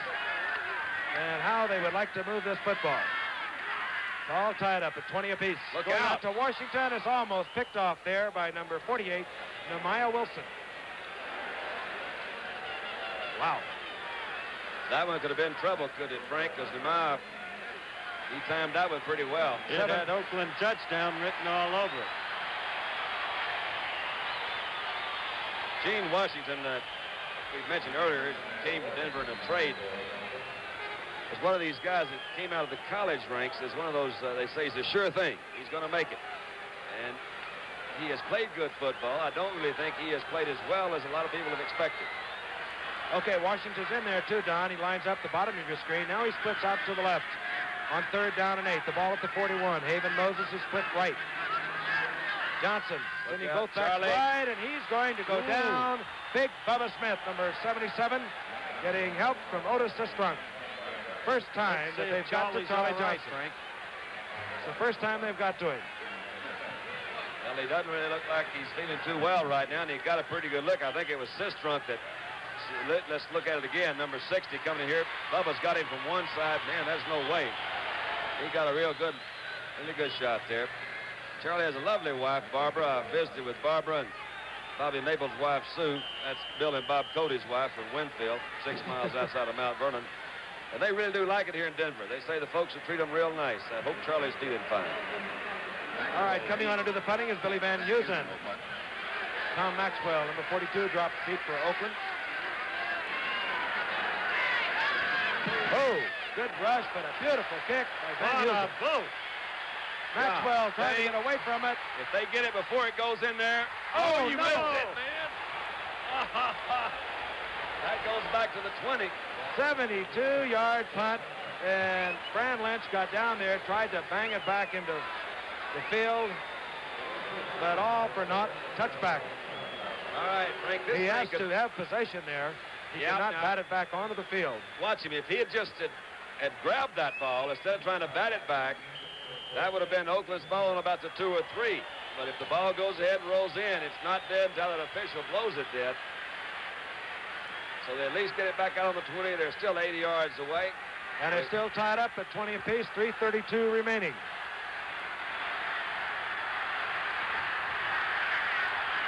Charlie Smith, 23, Hubbard, 44, the setbacks. Oakland will try and get into field goal position. Goes to Charlie Smith, he holds on. And Tom Graham makes a stop after Smith avoids a couple of Denver Broncos, a gain of 17. Good move by Stabler. Got pretty good pressure, moved out of the pocket, able to pick up Smith coming across the middle. Right there is the guy. I said before we'd be looking at him. He's the guy who can decide the game if Stabler can get his club into field goal position. And he doesn't have that far to go to do it. Another couple of first downs will do it. He's already kicked 2 tonight from 35 and 13. First and 10. The ball at the 37-yard line of Oakland. Marv Hubbard following Charlie Smith and gets away from one tackler, but he's finally dropped by Lyle Alzado. Gain of 5. Good pickup by Hubbard. Here's a shot of Moore, Bob Moore. Didn't quite do the job. Boy, that's good running. It sure is. Lasky had a good shot at him. He didn't quite do it. Had to get Lyle Alzado to come over. All right, it'll be 2nd down and 4, gain of 6 for Hubbard. Banaszak is checked in, number 40. This is Clarence Davis. And Davis scrambles for the first down. He's out near to midfield. 2:33 remaining in this game. Oakland battling. They can take a full game lead in the Western Division of the AFC if they can win tonight. You never know, but you do get the feeling about right now that we might get a chance to look at that fellow we were just looking at, George Blanda, because you see that clock ticking away. I got a feeling they're going to get into field goal position and give George a shot at it. All right, Banaszak and Davis are the backs. Flag goes down. Holding. It could be holding. Good completion to Bob Moore, the tight end. If it's not holding, they are already in that field goal position, but I think you're right. Gene Upshaw, 63, and he's not at all happy about the call. But inevitably, as you've heard so many times in so many NFL games, when there's a flag thrown back in that area, it's going to be offensive holding. And so where they had established field goal position with the apparent completion, instead now the Raiders are back in trouble. And I think we're at about the 2-minute warning, Frank. That we are. That 22-yard gain nullified, and again the holding called, as Howard mentioned, against Gene Upshaw. And we have moved to the 2-minute warning inside the 2-minute warning.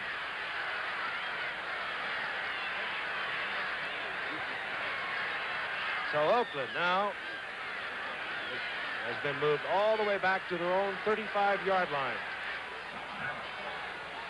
There is part of this huge crowd that has been excited all week long. Coach John Madden on the sidelines conferring with Stabler. The Dalton Trail in the dead of winter. A lonely, treacherous run for the Sears steel-belted radial snow tire. A tire made to handle the steep climbs and slippery curves. To stop you, even in deep snow. It's the best-performing snow tire we've ever offered. Try it on your own Dalton Trail. From radial design and 2 steel belts to the multi-angle tread pattern for deep, biting traction. The Sears steel-belted radial snow tire. Only at Sears.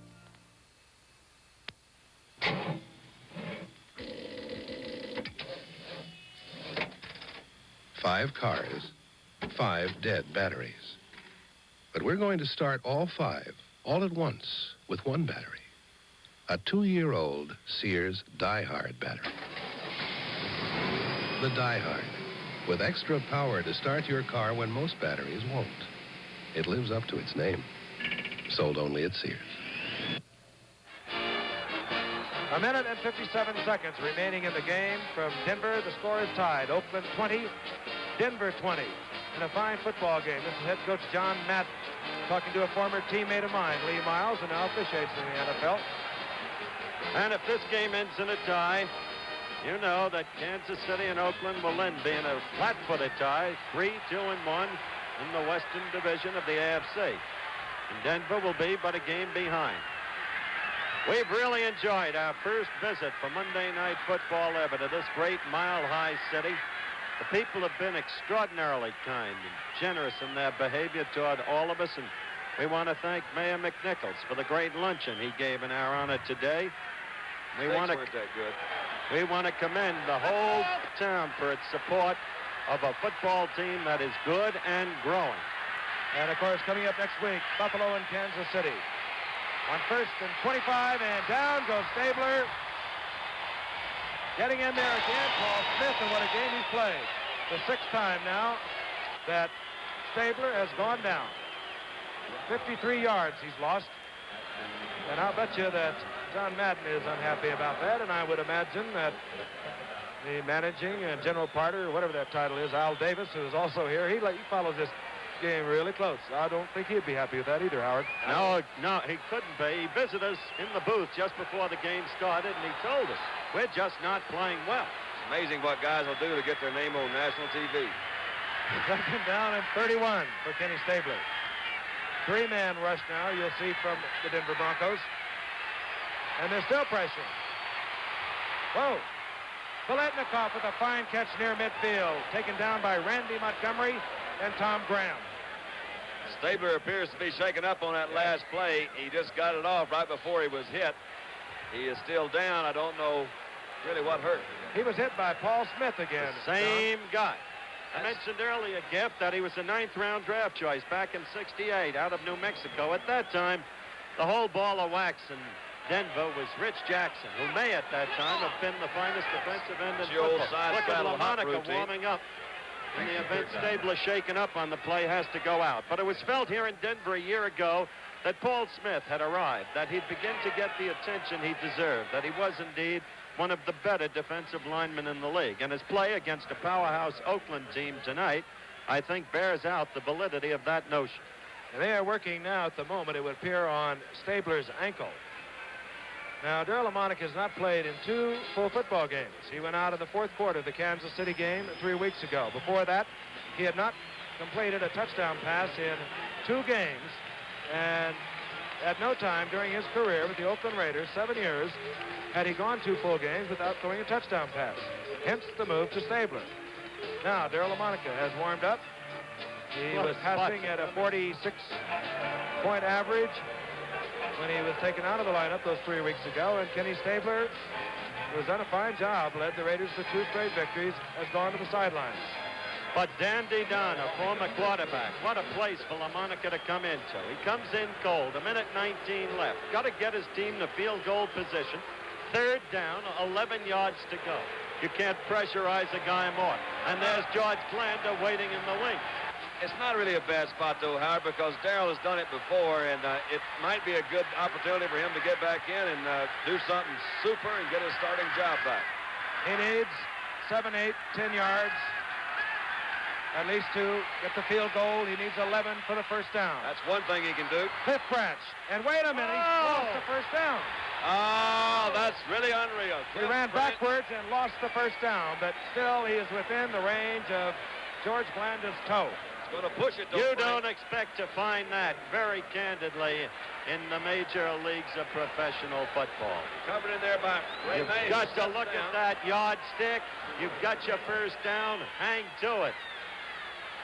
What a costly error by Cliff Grant. I think that's one of the hazards. You see the clock there is still taking one of the hazards of having great speed, as Cliff Branch does. You more or less operate under the illusion that you can utilize that speed and get away from anybody. That time you saw it didn't work, and you also see that George Blanda is out there. This field goal attempt will be from very close to the 50-yard line. He has kicked several of them from the 50 before. Let's see if he can do it tonight. His longest of the year this year has been from 46 yards out. And again, we told you earlier that he went over the 300 mark tonight. He's kicked 301 field goals in his career, and if anyone can take pressure, this man can. Howard, Don, we both watched him over the years. But it's a long distance. Under great pressure. Well, he may miss it, but I mean, he's not going to miss it with butterflies. I can assure you of that. Good point. Good point. And LaMonica, I don't even know if they have finally decided that's what they're going to do or not. Well, now Stabler is a holder. Stabler's the holder. I see. And he is injured. I see. And he might come in to do the holding. He is? He is on the field. And he is an injured right ankle. All right, Blanda on the field, and they are going to set it up with 41 seconds showing on our clock. Tell you what, it's been a good ball game. I've enjoyed it. In 2020, we've seen both teams play well. It may or may not, well, it will be decided one way or another, I think, by this kick.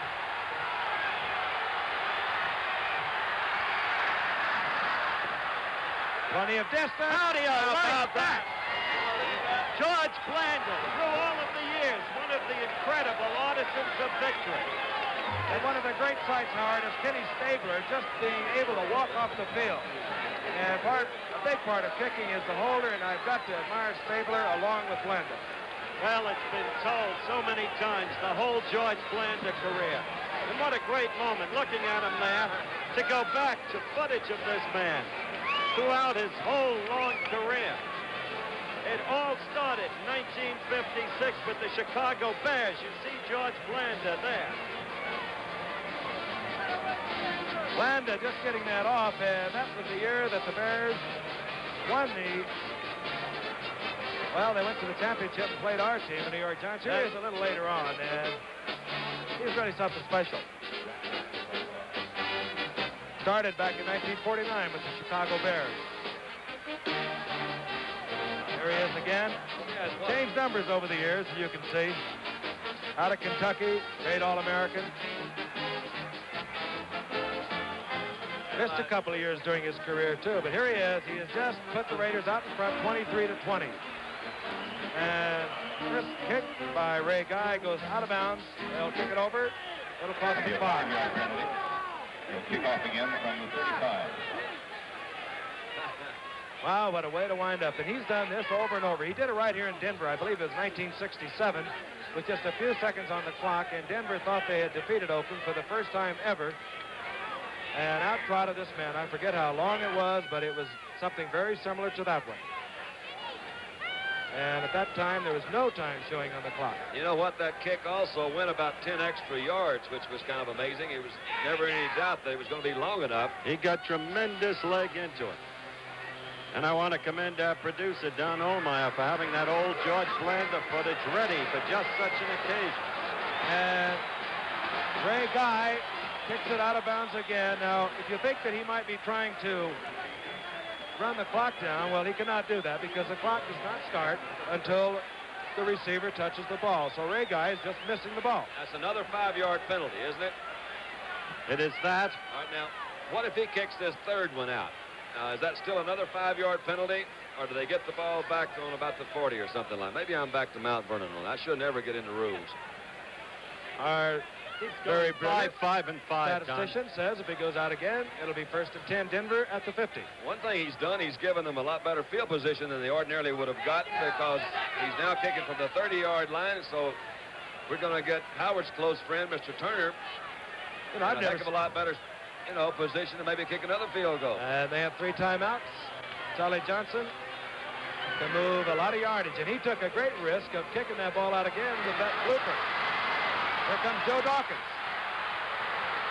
And you'll see Denver with 30 seconds. The clock will stop as they bring the offensive unit onto the field. It'll begin with the snap of the ball. That's one of the new rules in the NFL this year. So they will not have to use one of their timeouts. And again, I will tell you, they have 3 remaining. 30 seconds on the clock. Blanda has put the Raiders out in front with a 49-yard field goal. The Raiders leading the Broncos 23-20. And it has been a good football game. And if the Raiders hold their lead, they'll be 4 up and 2 down. They'll be a half game ahead of the Kansas City Chiefs, and Denver retreats to a 2 up and 4 down, 1 and lost record. Pete Duranko on the sidelines, former Notre Dame star. And that defensive unit for Denver has really played fine football. All right. Another thriller on Monday night. Right down to the wire. Johnson with good pass protection. This is going middle. Inside the 50. Immediately time is called. 23 seconds remaining. Tony Klein got downfield to make the stop. And here you saw the man for a moment. Jim Turner, there he is. Now he has old high boots. His mind exactly what was going through the mind of George Blanda a short while ago. Charlie Johnson will come over and talk with John Ralston, who has done a terrific job in turning this Denver football team around. In 1971, they scored 18 touchdowns. Last year, they scored 38 touchdowns. And that was Ralston's first year after a great career at Stanford, and before that, Utah State. As a matter of fact, I played against John Ralston when he was at the University of California. How about that? What a confession of advanced years. He played behind a guy named Les Richter, so he didn't really see a lot of action. But we get back looking at the scoreboard to our talk a couple of weeks ago about the abundance of field goals, Don. That's right. And this one tonight, they can sure use one more. Denver can, anyway. Very succinctly put. There's Ralston. And what do you think, Charlie? And I'm sure, and he respects Charlie Johnson. Yeah, by the way, Charlie Johnson has a doctor's degree. Yes. In something I can't pronounce. Can you pronounce that, Howard? Well, it relates to space engineering, doesn't it? Something in the area. If it doesn't, it ought to. All right, Dr. Charlie Johnson working with 23 seconds. He has 2 timeouts remaining. Not a bad idea to come back with the same kind of a pass over the middle of one of his backs. Got the same set, Frank. This time, draw play, good call, Dawkins, good yardage. Look at him pound inside the 40 to the 38-yard line. Well, now they've got the timeout. position. They got the position, Giffer. First down, and immediately time is called. That play used 6 seconds. They got time for another pass play, pick up another 6 or 7. Now Jim Turner is saddling up on the sidelines. Turner is 2 of 3. One hit the crossbar from way outside, 52 yards. Howard said at the time that he couldn't kick that far, and indeed he couldn't. But he's hit from 43 and 37. We're playing Fight On for Old SC, which reminds me that Saturday it'll be USC and Notre Dame. They're playing Fight On for USC, the great victory song of the Trojans, because Frank Gifford is in the booth. Don Ohlmeyer, our producer, is an alumnus of Notre Dame. He has demanded equal time. As we show you Joe Dawkins out of Wisconsin, acquired by trade, as we said earlier, from Houston, with a very important yardage gain for Denver. The Raiders only had 3 defensive linemen that last play. They were trying to get people up in the secondary, expecting some sort of a pass. It was a good call. I'm sure it did come from the sideline. We saw Charlie talking to Ralston over there. So this is going to be a good one, too. What are you going to do, Charlie? All right, Dr. Johnson looking over the defense. He has 1 timeout remaining. He'll have to use that to stop the clock. And he gives a draw play to Little this time. Little driving inside the 30. 9-yard gain. Well, that's it. They got 9 seconds, 7. They got another timeout, and that's it. Okay. That's it, but Jim Turner has what he loves. Just the right position. Right in the middle. Almost the middle of the hash mark. You know, Right distance for him. It'll be about a 35-yarder. They did move it down, but you know those 2 kickoff attempts that were out of bounds moved that thing back and enabled them to get that ball up close to the 40-yard line. They just picked up a couple of first downs and kept that drive going. You're exactly right. They got the field position they needed out of Ray Guy's failing kickoffs. Boy, how mistakes control a game, Frank. Huh? Billy Thompson beginning with the pickoff and the fumble, going 80 yards. And then Randy Montgomery, 21, failing to cover Siani and then falling down. And Oakland had an 80-yard touchdown. And you go back and forth in these games, and always mistakes are the key. It never changes. Denver moved 34 yards in 3 plays, using all of their timeouts. Now we're looking at Turner, who will kick from the 35. He's hit from 43 and 37 already tonight. This to tie it up at 23. 7 seconds remaining, on its way. There it is.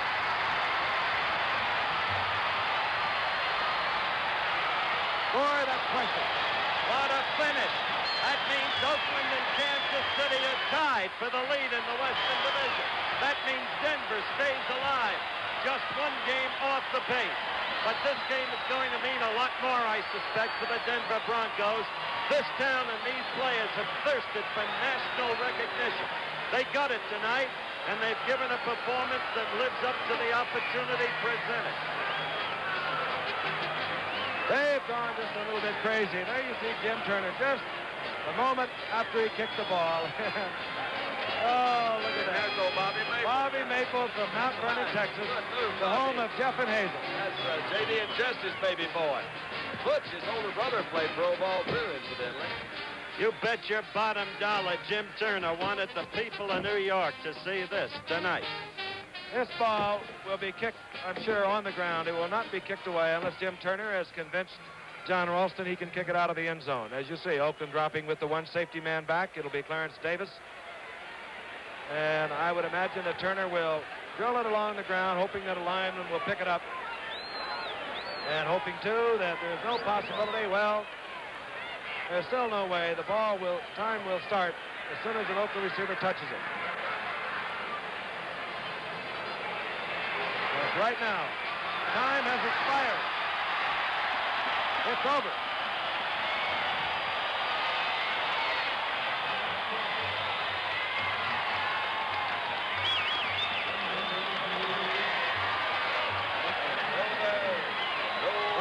Take their tie here in Denver. What's the old line? A tie is like kissing your sister. Not here, not tonight, not for the Denver Broncos. A tie for them tonight, for their fans. I think it's something a little more than that. I think it always depends on what your sister looks like, too. That's an element. You all are too much. We'll be back for a wrap-up, but again, the final score, Oakland 23, Denver 23.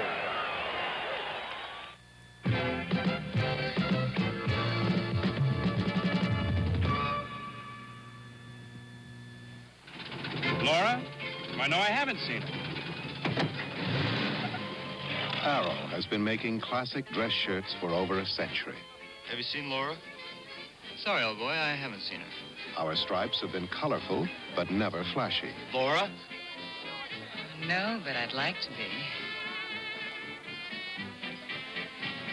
Laura hiding on you again? While other styles have come and gone, Arrow has endured. Laura? Laura? Where have you been? I've been looking all over for you. Well, I was so bored. Let's go for a walk. All right. Okay. Today, in the same tradition of quality and good taste, Arrow's making casual wear, sport shirts, sweaters, designed to go beautifully with all kinds of slacks and jackets. Look what I found. Colorful casual wear from the Colorful Shirt Company, Arrow. Well, we've had our first tie ever on Monday Night Football. 23-23, Oakland and Denver. Next week, we move on to Buffalo. And a look at O.J. Simpson, who is tearing things up. Once again, the final score, Denver 23, Oakland 23. This is Frank Gifford, along with Howard Cosell. Our singer, Don Merritt, saying so long from Mile High Stadium in beautiful Denver, Colorado. It's over. Air travel arranged through and a promotional fee paid by United Airlines. Chosen for travel by more sports teams than any other airline. The proceeding was a presentation of ABC Sports, recognized around the world as the leader in sports television. No question about that. Put it on the line. Singing star John Denver makes his debut as a dramatic actor in the emotion-charged role of a young man accused of the mercy killing of his mother. Watch Owen Marshall, Counselor at Law, Wednesday night at 10, 9 Central on ABC.